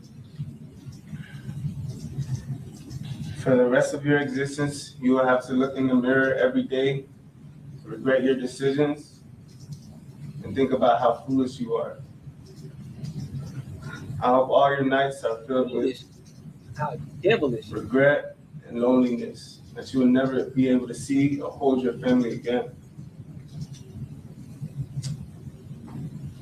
Judge, I was advised not to say a lot more that I had to say. Thank you for your time. Thank you. On July 13th, around 3:30, I received a phone call that Kayla was found dead in her home. The very first question I asked God in the midst of all my tears laying on the floor was, who would do this to Kayla? You see, Kayla was the type of person that you didn't get to meet twice in life. She had a spirit that shined so bright. Every single room she walked into would light up like Times Square on New Year's Eve. She was a people person, easy to have a conversation with a stranger and leave you with the feeling that you've known her all your life. She was caring, the type to give you the shirt off her back if you were in need. She was family oriented, the one to always make the time to spend with family, no matter what responsibility she had to attend to. Family always came first, Kayla. She was loyal, the type to have your back and best interest in a room of people talking bad about you that you weren't present to witness. She was humble, the type to compliment the loner, awkward girl in the corner of the room and make her feel like she was the most prettiest main attraction there. All of these great qualities in a person almost wrecked my brain out asking myself, who would want to destroy such a light? Only to discover this jealous, insecure individual had the audacity to ruin my entire life. Who gave you the right to come into her home and do this to her? What makes you think you can violate someone's right of human life and take it away and just live a normal life after, as if nothing has happened? Or how about the audacity of you to come up on this stand and waste taxpayer dollars and tell them a crock of garbage to everyone in the courtroom about your blackout reasoning? You sat here and you stared at me and my family, my aunt, in our eyes, taunting us for 3 long years, showing absolutely not one drop of remorse for what you've done. In fact, your stare showed an expression of, so what? Yeah, I did it, and I do it again. 37 times you displayed that you deserve a life sentence over and over again. Stalking Kayla's Instagram for months, searching Terry's phone for any possible evidence displaying their interaction, prank calling her phone for weeks, pretending to be someone else. Tell me what you thought every time you searched One Princess K on Instagram. You've seen a beautiful girl with a banging body, vibrant personality, the complete, total opposite from what you see when you stand in front of the mirror. That killed you so much, you wanted to damage her face. That's why you did what you did. But know this, if Kayla was alive, even with those scars on her face, she would have still been the most beautiful girl in the room. She would be more gorgeous than you could ever be. Your mind is so warped because the only person who benefited in this whole situation was Terry. He finally got to get rid of you. He can now enjoy his life without having to ever worry about you stalking another female interest he may have or toxically attacking him again. I now beg the Oh, that's a good point. This is evidence that Ashley was wrong, that casual hookups don't have dire consequences for women. That's a fact. That's a fact. That's a fact. Judge to grant my family and other potential families that this thing has admitted to also stalking the peace we deserve and throw you in jail for the rest of your worthless life. Even though Sakina testified during trial, she chose not to speak during her sentencing hearing. So the judge... Right. So that's what I'm saying too. So I get it. You're grieving, but all right, man.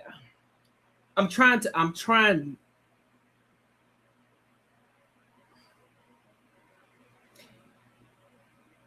What was the point of saying, you know, banging body and all of that, right? What's the point? What's the point?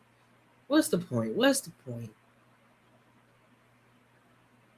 Oh, she looked more beautiful than you would ever be. Cool. I get it. I get it. I need something more heartfelt than that. I need something more heartfelt. We already know it was jealousy. We already know that. But again, that's her eulogy. That's her. I'm about to say eulogy.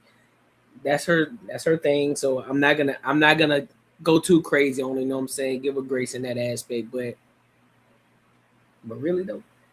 Had the final say. The defendant was in the beauty business, and the beauty business is what led the police to the defendant through the DNA sample that was found underneath the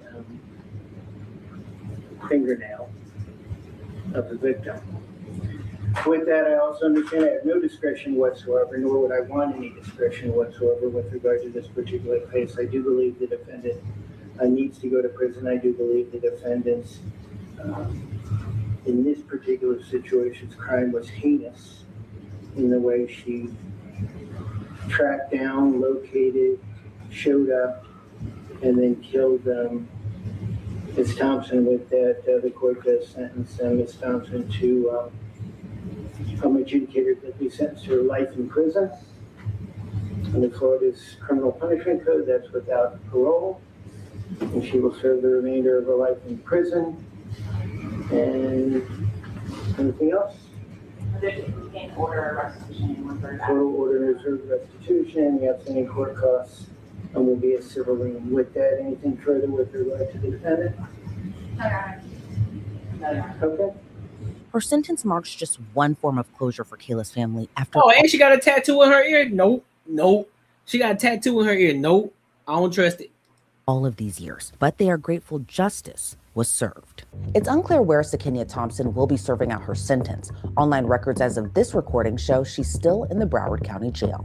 Thanks for tuning into this. Man, hell nah, bro. At the end of the day, this goes for both sides, bro. Ain't none of that shit worth somebody's life or your own.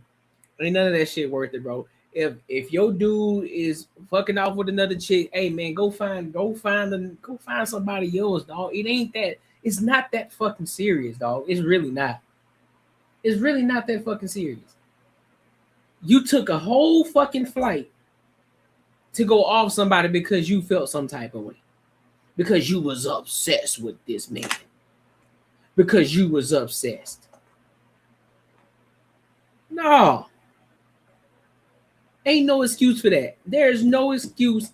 There's no excuse for it on either side. If a dude crashed out because his girl was cheating on him with another man, listen, your gripe ain't with the dude, bro. Your gripe is not with the dude. Your gripe is with the woman who decided to step out. And even then, it's no, bro. It ain't worth you or them losing their life. It ain't worth it. It ain't worth it, bro. None of that shit's worth. That shit's stupid. That shit's dumb. I never understood that shit. I never fucking understood that shit. Yeah, good wiener changes their whole demeanor. Well, shit, I guess the same. I think good box do the same thing for some niggas, but ain't no box that good. Ain't no box that good to make a nigga crash out like that. That nigga already sick in the head. You must be sick in the head. Sick in the head. You know what I'm saying? Ain't no box that good to make a nigga want to crash out like that. That's what I'm saying. They think they own other humans. Like, bro, nigga, you don't own me, bro. If I made a decision, cool, you can decide to leave or stay. But one thing's for sure, two things for certain, it ain't worth you losing your life or me losing mine. That's crazy. That don't make sense.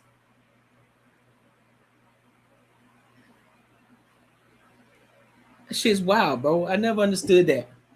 But it be what it is, bro. It be what it is. Listen, your savings account is robbing you blind.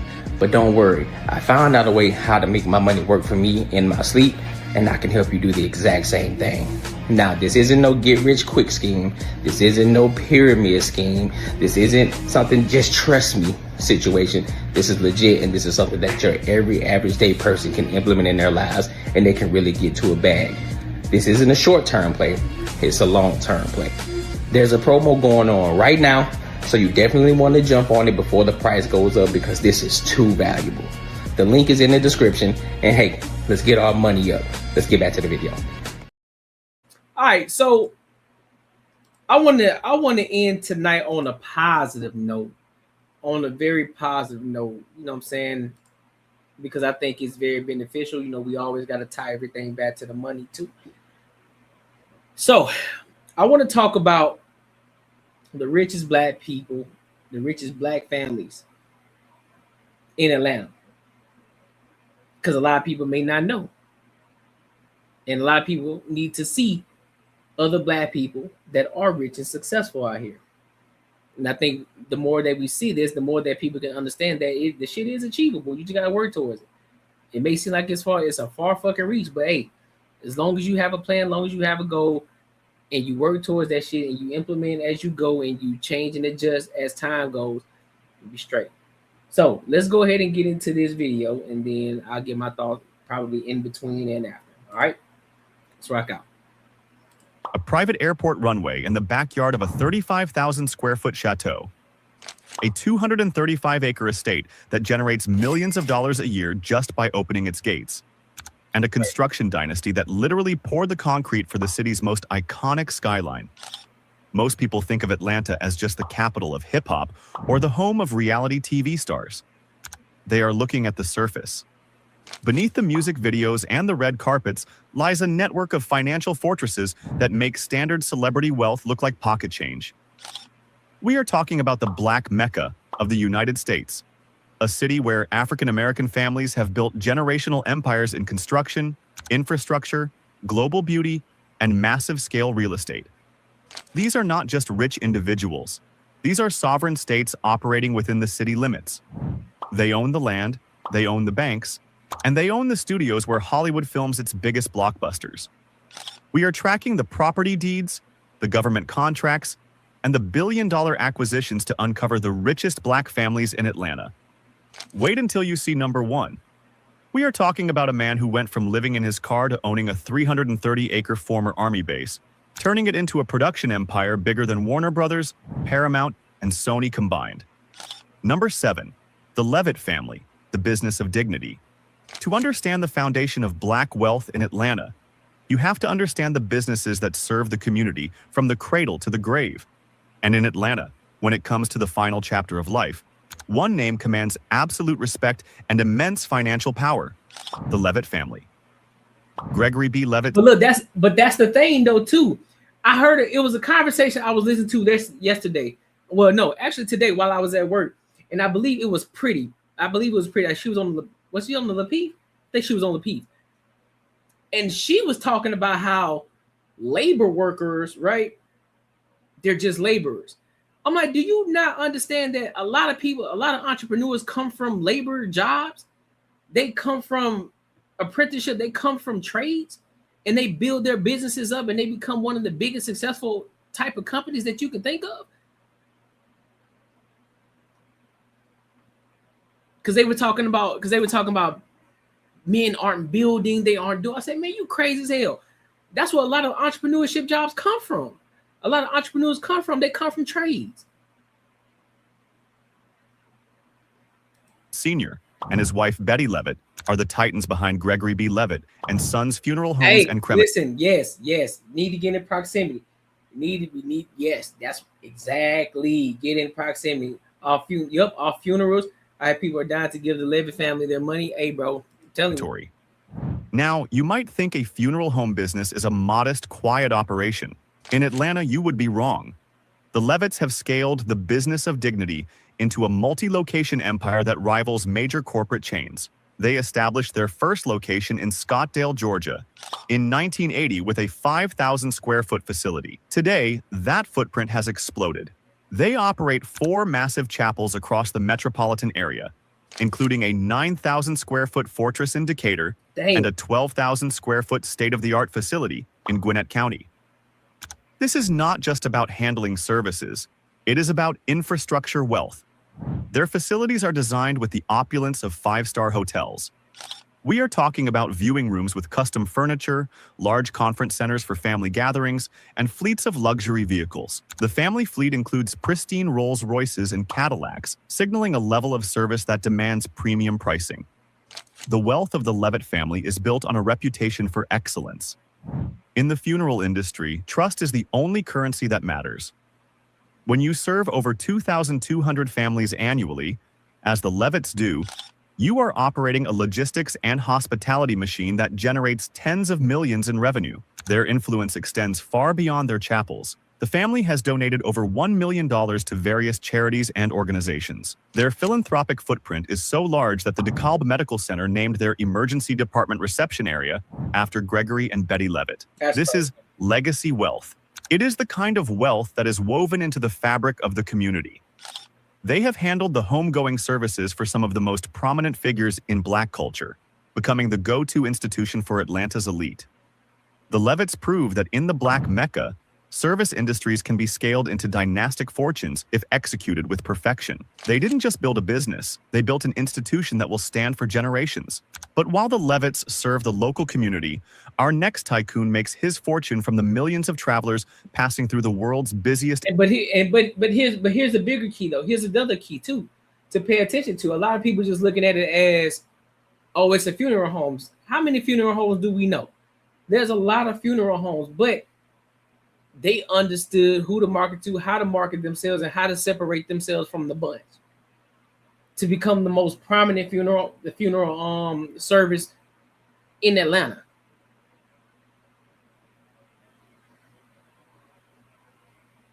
These aren't crazy ass jobs. These aren't crazy ass inventions and shit that these people are coming up with. This is everyday shit that people are doing. This is everyday shit. And they found their lane and they created something. They created something massive. Airport. Number 6. Mac Wilborn, the airport king. If you have ever flown through Hartsfield-Jackson Atlanta International Airport, the busiest airport on the planet, you have likely put money directly into the pocket of Mac Wilborn. Mac Wilborn is the owner and president of Mac 2, Incorporated. He is the quiet giant of Atlanta's hospitality sector. While rappers and athletes flash cash on Instagram, Wilborn collects passive income from the thousands of people who buy a chicken sandwich or a burger every single hour. His empire is built on franchise dominance. He operates franchises of major brands like Popeye's Louisiana Kitchen and Checkers within the airport. But these aren't just normal fast food spots. These are some of the highest grossing locations in the entire world. His 2 Popeye's locations in the airport have consistently ranked as the number 1 and number 2 busiest units in the entire global system. Think about the volume. Hartsfield-Jackson sees over 100 million passengers a year. Wilborn has positioned his assets right in the flow of that human river. It is a masterclass in captive audience economics. Wilborn started his journey in 1971 as one of the first minority McDonald's franchisees in the Atlanta area. He grew that initial success into a diversified portfolio that includes vending companies and partnerships in iconic Atlanta destinations. His personal wealth is reflected in his real estate. Public records have linked him to a residence in Midtown Atlanta with over 5,600 square feet of living space, valued at over $1.2 million. But his true asset is his influence. He has hosted President Barack Obama at his home. When you can invite the President of the United States over for dinner, you are operating on a different level of power. Wilborn represents the B2B, business to business. Y'all remember when Anton was talking about that? Once you get to a certain level, when you start to get politicians, start to invest in politicians. It's a different type of level of power right there. It's a different, when you start to get politicians in your pocket, it's a different type of power right there, boy. It's a different type of power. Business side of Atlanta Wealth. He isn't selling a lifestyle. He is selling efficiency. He proves that you don't need to invent a new product to become ultra wealthy. You just need to control the distribution channel where the people are. But while Mac Wilborn controls the food, our next family controls the look of Black America. Number 5, the Bronner family, the beauty dynasty. In Atlanta, the beauty industry is not just vanity, it is an economic engine worth billions. And sitting at the throne of this industry is the Bronner family.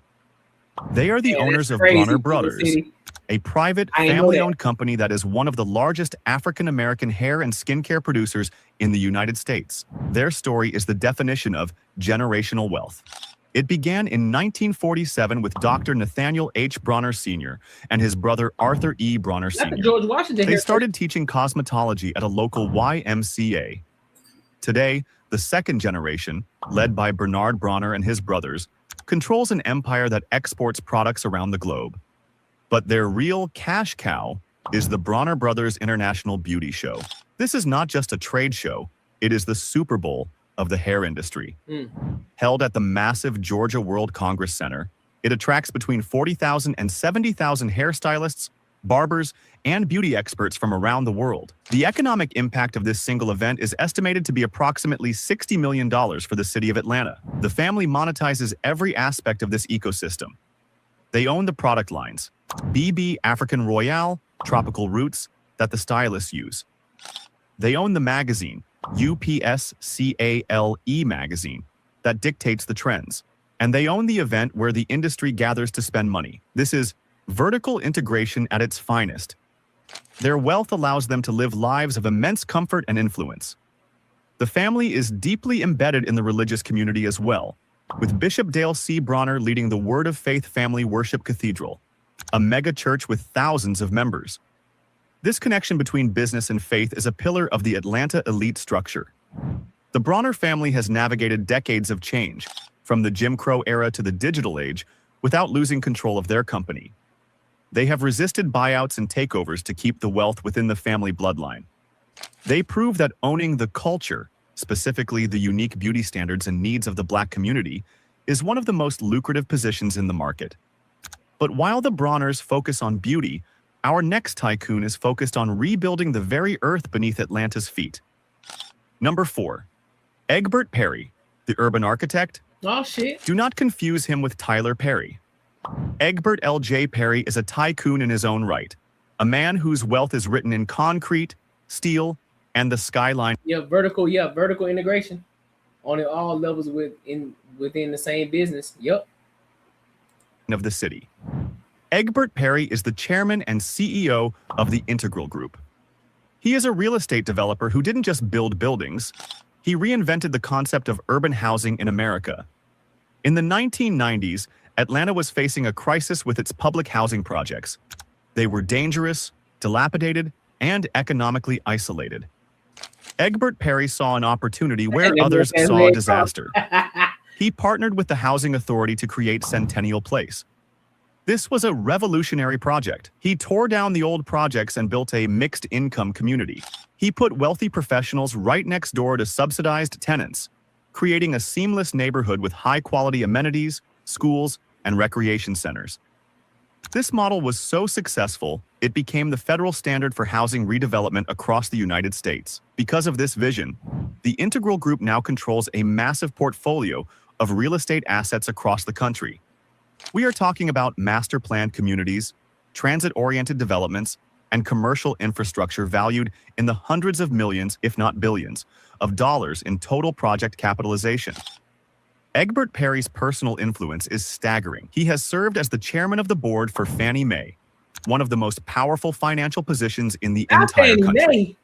He sits on the boards of major corporations and has been inducted into the Real Estate Hall of Distinction. His wealth is intellectual capital converted into real asset capital. He lives a life of quiet, powerful luxury. Unlike the entertainers who flash cash, Egbert Perry moves in the boardrooms where the future of the city is decided. His company is currently involved in the redevelopment of the massive General Motors assembly plant site in Doraville, a project that will create a city within a city. He represents the technocrat wing of the Black Mecca. He is the engineer who figured out how to make gentrification and community development profitable. But if Egbert Perry is the modern developer, our next family is the historic bedrock upon which modern Atlanta was built. Number 3, the Russell family, the concrete dynasty. If you look at the Atlanta skyline, you are looking at the legacy of Herman J. Russell. The Russell family is perhaps the most important business dynasty in the history of Black Atlanta. Herman J. Russell, who passed away in 2014, founded H.J. Russell and Company in 1952. He started as a plasterer. He ended up as the man who built the Coca-Cola headquarters, the Georgia Dome, Turner Field, and major expansions of the Hartsfield-Jackson Airport. Today, the company is run by his children, Michael Russell, CEO, H. Jerome Russell, President, and Donata Russell Ross. They have successfully transitioned the wealth from the founder to the second generation, a feat that many families fail to achieve. Let's look at the scale of their operation. H.J. Russell and Company is consistently ranked among the largest minority-owned firms in the United States. They don't just pour concrete, they manage real estate. They develop affordable housing, and through Concessions International, led by Donata, they operate food and beverage units in major airports across the country. Their family seat is legendary. Herman Russell's estate in Collier Heights, a historic, wealthy Black neighborhood, featured a 50-foot-long swimming pool where Dr. Martin Luther King Jr. used to swim. It was the boardroom of the civil rights movement. Today, the children continue to expand the empire. Jerome Russell is heavily involved in the Russell Innovation Center for Entrepreneurs, RICE. This is a 50. You notice that he's in business with the same people that Mag2 is in business with too. Yep, network, bro. I'm telling you, bro. Network is gonna be crazy. Understanding where to put your money, understanding how to invest your money, and getting around the right fucking people. Networking is gonna be fucking critical, dog. I'll give you a play that I'm doing right now, and it's on a smaller scale right now. I'm trying to network. I'm networking with other people that's in the Arizona area right now. That's in the YouTube industry. Because my ultimate goal, because mind you, when they just said that, I looked at. I'm gonna bring y'all in a little bit because this could be Patreon shit, but I'll bring y'all in. So I typed in. So this is what I typed in. This is what I prompt my Chat GPT to do. I said, how can I vertical integrate with what I'm doing with my YouTube channel, right? And so bam, it came out with the whole level. So level one, it said media top of funnel, right? It says YouTube live streams, which is banter and barter plus the Courtnee Edgar show, shorts and reactions, TikTok and Instagram clips, commentary on trending topic, money, sports, masculinity, which is something I'm already doing, right? That's level one. That's tier one. I'm already doing that, right? The vertical integration move: build a multi-platform media ecosystem that always loops back into your main YouTube show. So additions, newsletter, simple weekly, Courtnee's, and they're just giving examples. Courtnee's 3 money moves of the week, podcast version of your live stream audio, TikTok series highlighting money behind the headlines, Instagram carousels breaking down lessons from your live streams, and then the purpose: own attention on multiple platforms, not just YouTube. And then so I'll tell you part 2. Then we'll get back to the video. So here's where YouTube alone stops most creators, but not you. Affiliate and brand deals, your strength zone. You're already planning sponsorships. Vertical integration means every live stream includes one financial CTA, which did y'all see it? Do y'all see it? Listen, folks, do y'all see it? So you notice the video that I play after every segment now? Have you noticed the segment that I'm playing? The little video that I'm playing after every segment? Right? So every live stream includes one financial CTA, earn while you save, right? The Fidelity link, your Amazon storefront. I don't have an Amazon storefront, but I do have the Patreon and the earn while you save link. So that's what I'm gonna be doing from now on. So pretty much after every one, I'm gonna play that clip. So therefore, when I clip this up, that's gonna be the end of the video. So they see that video every time. That's the call to action. You feel me? You saw your 10-foot ceilings. We see you. You wild, bro. You wild. You wild. 10-foot ceilings. You crazy. Build your marketplace page on your website where viewers can find all affiliates, right? Here's the thing. I want to do affiliates, but at the same time, I don't. So therefore, my affiliate page is my Patreon and my Earn While You Save ebook. That's going to be my affiliate program. I don't want to start dipping into that. Oh yeah, and also Manscaped as well, right? I do those three, but I'm not trying to go crazy with a whole bunch of it because that can confuse people for the most part. It's like, damn, my nigga, like, what you trying to sell? Make your show a financial talk show masquerading as entertainment exactly how Anton wins. Now, I didn't put that in there. They put that in there, right? And they nice, but I keep them real clean. Yes. Nah, you crazy, bro. Patreon community. So your Patreon will be the center of unfiltered episodes, behind the scenes, money breakdowns, masculinity and discipline coaching, the networking hub for viewers. This becomes your recurring revenue backbone. So, and then it goes on to level 3, level 4, level 5, so on and so forth, right? So with these things, I'm already implementing this shit. I'm already doing it. And so now it's just being consistent with it and getting better and then scaling over time. Yeah.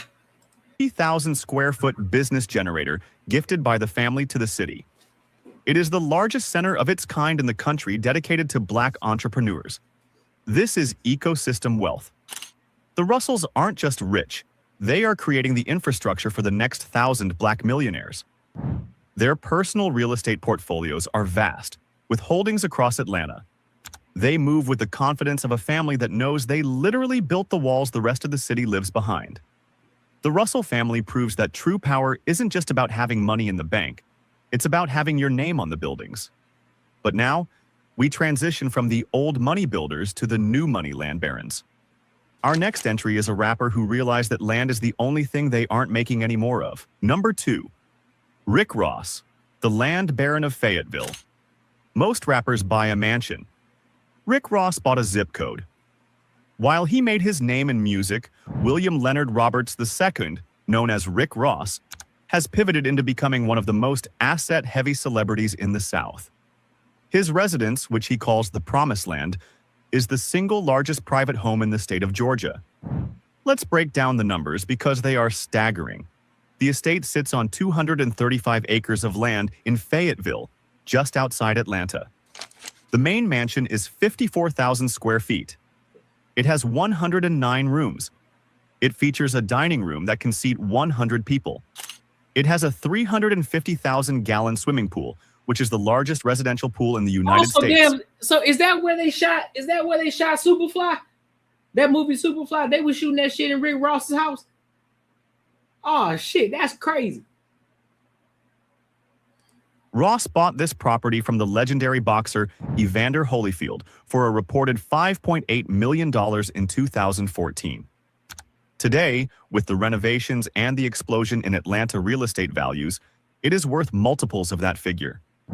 But here is the global status twist. Rick Ross doesn't just live there, he monetizes it. He turned his front lawn into a revenue stream. He hosts the Rick Ross Car and Bike Show, a massive annual event where thousands of people pay hundreds of dollars for tickets to see his car collection and walk on his grass. Was it? I didn't know that. He turned his house into a convention center. And let's talk about that car collection. Ross owns over 100 cars, most of them classic Chevrolets and luxury Maybachs. He has a garage that looks like a museum, but he didn't stop at 235 acres. He recently spent another $4 million to buy an additional 87 acres adjacent to his property, expanding his kingdom even further. Listen, bro, that's why we gotta network hard. Did you get that? Did y'all get that link? You get that link that I sent you? With the cigar ladies, they're gonna be at the Mayans, they're gonna be at the Mayan spot. Cause it was that cigar that we smoked when we linked up with your homies that day. And we had those little cigars with the black ladies on the front label of that joint. So they're actually hosting something, I think this Saturday, down at the Mayans Club downtown Phoenix. So might be something we can do, maybe. I don't know. His business portfolio is equally dense. He owns over 25 Wingstop franchises. He owns Checkers and Rally's restaurants. He has partnerships with Bel Air Rosé and Rap Snacks. Sisters and Sticks, yeah. Rick Ross is the ultimate example of diversified hustle. He took the cash flow from rap music and poured it into tangible, hard assets, land, franchises, and classic cars. He cuts his own grass, literally, to save money and keep himself grounded, but he lives in a palace that was built for royalty. He proves that in the new Atlanta, you can start as a correctional officer, become a rap star, and end up as a landed gentry. But even the promised land pales in comparison to the sheer industrial-scale dominance of our #1 spot. This is a man who didn't just buy a house. He bought a military base. That shit crazy.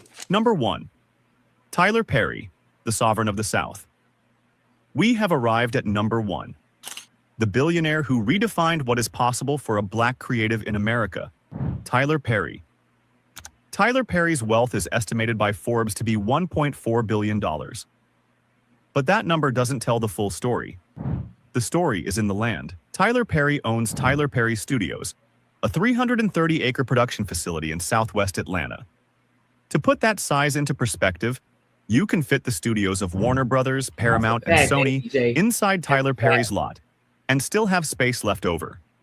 He purchased this land, which was the former Fort McPherson Army base, in 2015 for $30 million. It was the deal of the century. Today, that land is priceless. It is the only major motion picture studio in the nation owned by an African American. The studio features 12 massive sound stages, each named after a black Hollywood legend like Sidney Poitier and Oprah Winfrey. It has its own replica of the White House, which he rents out to productions like The Oval. It has its own neighborhoods, a green screen building, and acres of woodlands. Marvel shoots Black Panther here. Do they? The Walking Dead filmed here.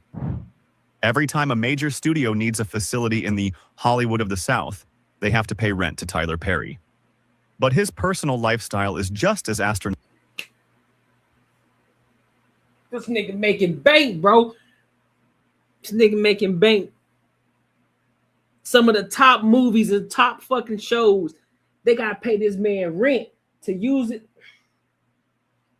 What we doing, bro? What we doing? What we doing? What we doing? What we doing? What we doing?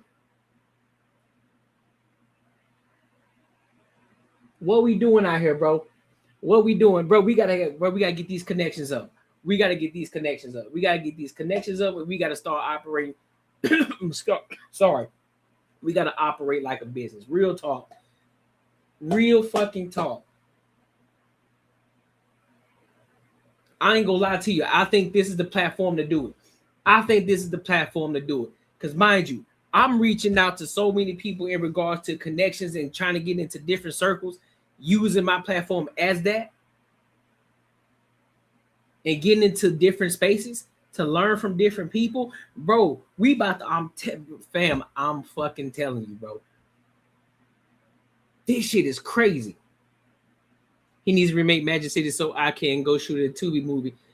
Man, that shit so ratchet. Nah, fam, you don't want to go to Magic City. That shit ratchet, bro.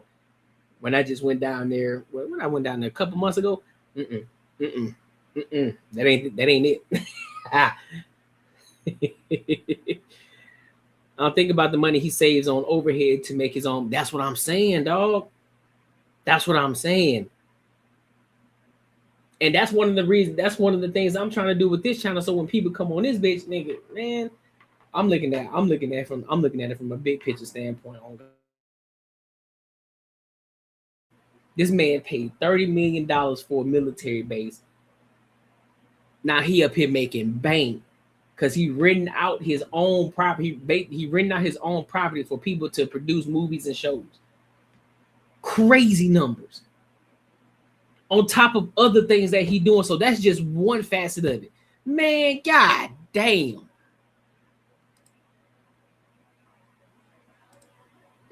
Economical.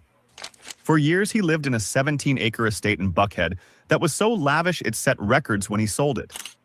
He sold it for $15 million to an evangelist, and it was later bought by Steve Harvey. This house featured a 70,000-gallon infinity pool and a ballroom underground. But Yeah, Tyler exactly, Perry needed more exactly, space. ABJ. He is currently building and nearly finishing a new massive estate near his studios that defies logic. Reports and aerial footage reveal a home that is more like a resort. It features a massive lap pool, organic farms for horses, and, get this, a private airplane runway in the backyard. This thing got too much. Yes, a runway. Because when you are worth $1 billion and you own a private jet, you shouldn't have to drive to the airport. You should be able to fly directly into your living room. He also owns a private island in the Bahamas, White Bay Cay, where he built villas for his guests. He owns a mansion in Beverly Hills, which he famously lent to Prince Harry and Meghan Markle. This nigga in circles with the prince. This man is in circles with the prince. This man is in circles with the prince. That's that nigga. That's money you can't fathom. That's money and connections that you can't fathom. That's money and connections.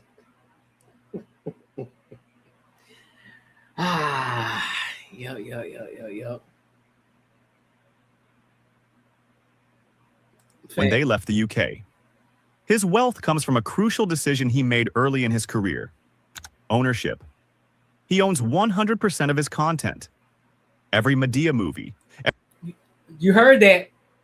He owns 100% of his content. So think about this shit here. I produce this show and we grow this bitch to the fucking nines. I'm talking about to the fucking rooftops that we can't even fucking fathom. And think about all the things that's gonna come with that. Different sponsorships that's gonna want to rock out with you. Different people that I'm gonna be putting on. We talking about we got the banter and barter show. So many other things that we're gonna be coming in with, integrating within this show that's starting from this channel. Mind you, the people that we're gonna be networking with. So ain't no telling the circles that we gonna be in on top of that. Just off the strength of starting this show. Man, I'm telling bro, listen, the opportunities out this bitch is endless, dog. That's why I don't care about these bullshit topics that a lot of these people be out here talking about. Oh, this the black people, we oppressed. Nigga, where? I just gave you full on fucking proof how all of these motherfuckers, you got all these black men. All these black men who became successful, who grew up, who came up in that fire hose age, and they became fucking deca multi-millionaires, billionaires, created businesses and all of this different shit. And you telling me that you in the oppressed area talking about, oh well, it's a systemic racism, nigga, where?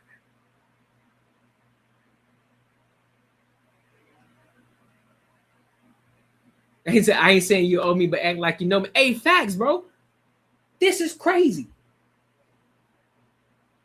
And niggas got the nerve to have conversation about race and shit. Talking, yeah, bro, I read the books about the fucking history, bro. So my credibility, nigga, your credibility ain't translating to nothing. Your credibility ain't translating to nothing. It ain't translating to riches. It ain't translating to businesses. It ain't translating to you opening up opportunities for other black people. It ain't doing none of that shit. You just talking.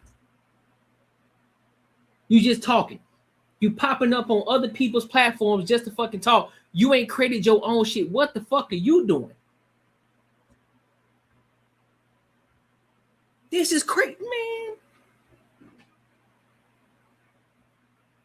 That's what I'm saying. Only oppression now is self-inflicted. If you're not even, listen, I'll respect the person more if they say, listen, bro, I tried. I did it. I took action.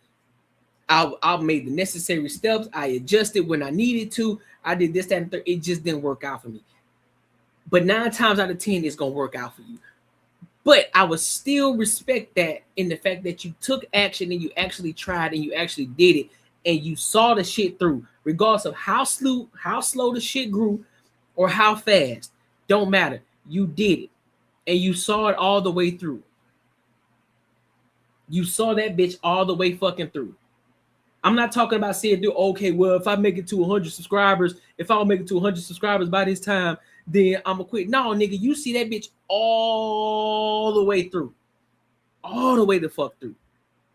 Nigga, I never thought I would be at 1,600 subscribers. I'm being 100%. When I first made my first video on YouTube, nigga, I couldn't even fathom 1,600 subscribers. That's a fact. And 1,600 ain't even scratching the surface of where all these other people are. It's not even scratching the surface. Mind you, Tyler Perry didn't start his shit until he was 30-some years old. When he was traveling around the world doing these plays and shit. I even had the luxury to actually go to one of his actual plays when he was doing them. Shit was dope. It was funny as fuck. That's why I rocked with him. Like a lot of his movies. I know a lot of people can't stand it, because it depicts black people in the wrong type of light. Man, fuck all that. Nigga, I'm looking at the business aspect of it. Yeah, at first, because I wasn't looking at it, I was looking at it as a consumer. I still like the movies. Don't matter. But now I'm looking at it from a more so business aspect of it. I'm seeing how this nigga is moving. And how all these black individuals are moving. What we talk, man? Yeah, all right. He said, we got real estate portfolio to build Bull City. We gonna be in the mire together. No Diddy. Facts. That's what I'm saying. I'm looking forward to it.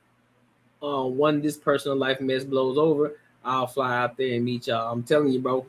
That's a fact, bro. That is a fact, because this shit is wild. Every TV show, like the haves and the have-nots. Every play, he owns the negatives. He didn't sell his rights for a quick check. He kept them. Now, he licenses that content to networks like BET for hundreds of millions of dollars. Tyler Perry is the ultimate manifestation of the Black Mecca dream. He came to Atlanta with nothing, sleeping in his car. He utilized the city's support for black art to launch his plays.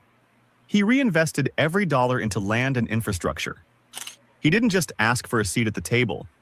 He built his own table in his own house. He built his own fucking table. While everybody's screaming and talking about, oh, you dancing. No, nigga, it ain't about dancing for the white man, the black man. This is one of the listen. This is perfect. This is one of the reasons. This is one of the main fucking reasons why I was telling Fatty and fucking Ali. I said, hey, bro, I get it, but you are missing the big picture here. You fumbled a big fucking bag with having Pearl on the show. You fucked that bag up. I don't give a fuck about the race baiting shit. Cool, do that. Looking at it from a back end standpoint. Y'all fucked up a bag, bro. That could have do you know, just even though you probably got some more followers, but what you could have done, you could have put yourself in a better position to get her followers to come over there to your channel and fucking subscribe and skyrocket your shit to the fucking roof. Because there's no telling who else you would have got in contact with for your channel. And you missed out on the fucking bag, bro. Oh, it ain't about the bag. We want to have... Bro, you can still keep the integrity of the show. All you got to do is have a conversation with Pearl on the back end, dog. That's all you got to do. Have a conversation with Pearl on the back end. Have a conversation. Listen, shit went left. Listen, let's readjust. Let's figure out how we can actually have a fucking conversation, because they know how you are, and boom, boom, boom. While still keeping the integrity of the show. But here's the thing. They ain't talking about this, though. They ain't doing reactions like this. Nobody's having reactions like this. Nobody's doing this type of shit.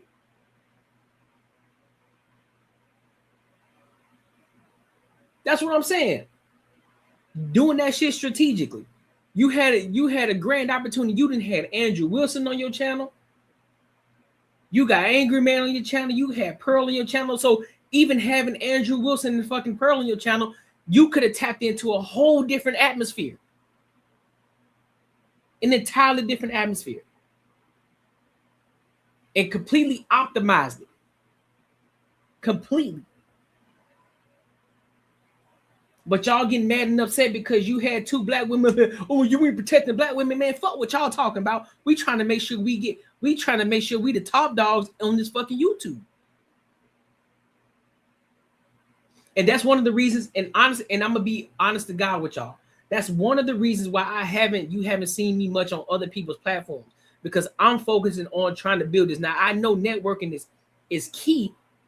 But I want to make sure that I build something solid over here first. I have the solid foundation here first before you start to see me going on other people's shit.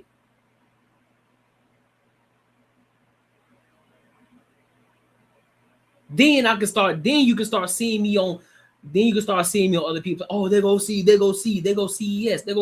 He over here. Now he's tapping into shit. But we got to make sure this shit over here is grounded and solid first. I love this segment. Best content so far. Great idea. Yes, sir. Yes, sir. I appreciate you. I think I want to start doing more of these. For sure. Because this shit is dope. And also, it's kind of one of those things that gives you that dopamine as well as that dream factor. It's like, listen, bro, all this shit is possible, bro. Look at Mr. Beast. Buddy created the video 11 years ago talking about he gonna be where he's at today. He's gonna be there, and he's here. Casa not. Look at those cats, bro. From that first video to now, look what they're doing. Just because they were fucking consistent, because they knew how to scale their shit. I started operating like a business, bro. Stop looking at it's just content. No, nigga, you got to be strategic with it. But more so than the strategic aspect of it, you got to be consistent with this shit. Hey, you see, listen, you already starting it. CES. What's CES? Like you said, see, that can be a plug. That can be some for a sponsor. That can be a special edition. CES. You see what we going with this? CES can be a brand. Well, it is, but we can use that. CES. You see what I'm saying? But my main focus is I want to get into circles. I want to get into circles with different people. That's my main thing. Get into the circles with different people. Tap into other people. Tap into other audiences. And doing that shit strategically.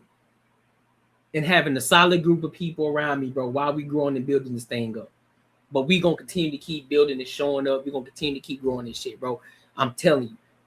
Y'all just give it time. It's gonna take time. This shit ain't gonna grow fast, but we're making sure that it's always growing. Oh, this shit was dope. I like this. I do. House on his own 300 acres of land. From the funeral parlors of the Levitts to the airport franchises of Mac Wilburn, and from the construction sites of the Russells to the sprawling studio lot of Tyler Perry, these families are the pillars of Atlanta's wealth. They prove that the Black Mecca is not just a nickname, it is a financial reality. Yep. They have built ecosystems that support thousands of jobs and generate billions in value. They have moved beyond being consumers of luxury to being the producers of it.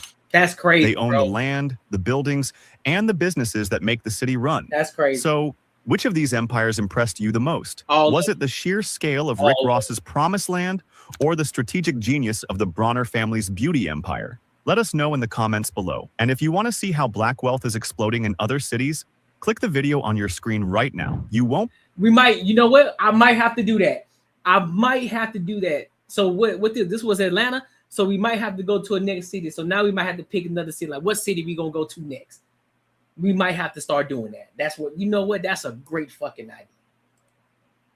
That's a great goddamn idea. I like that.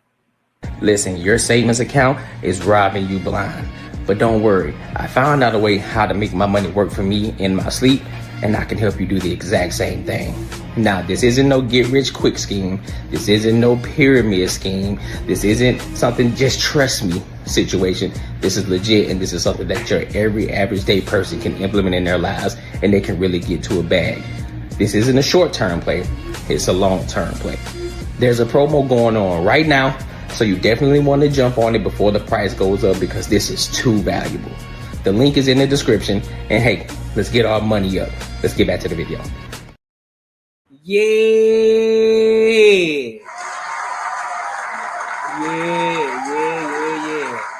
Listen, y'all. Listen, I appreciate y'all for kicking it with your boy tonight. I appreciate y'all for tapping in. Yeah, I'm definitely gonna start implementing these black millionaires, and then we're gonna do white millionaires too. So we also, I gotta be fair across the board. You know what I'm saying? Black, white, Hispanic, all of them, because we want to know. We want to learn from everybody. We want to learn from everybody. Everybody can add value in any way possible. That's what we want to do. You know what I'm saying? I'm even considering doing biographies and looking in on that shit. Different, you know what I'm saying? Different companies, from people from JP Morgan Chase to Hershey's to all of them. I think that'd be pretty dope too. But we'll talk about that later. We'll get to that later. But yeah, bro, this shit was dope. I like it. I think I'm gonna start implementing that. But that's the focus, man. So we know we're gonna be doing alien millionaires. I'm telling you, bro, alien, all of them, dog. All of them. Modern and historical. Yep.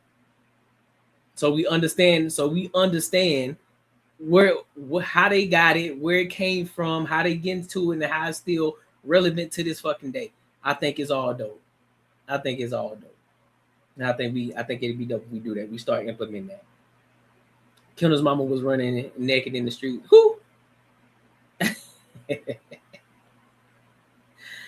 Nah, but hey, man, I appreciate y'all for kicking with your boy. Make sure you are here with me on Saturday. I'll be on live Saturday at 9:05 p.m. 9:05 p.m. Saturday. Also, listen, when I clip these up, make sure y'all share this with everybody. Make sure y'all share this with everybody. We want your mama, your uncle, your cousins, everybody. Share this with everybody in your family, right? Because we're trying to grow this thing up. All right. So until next time, my people, I will holla.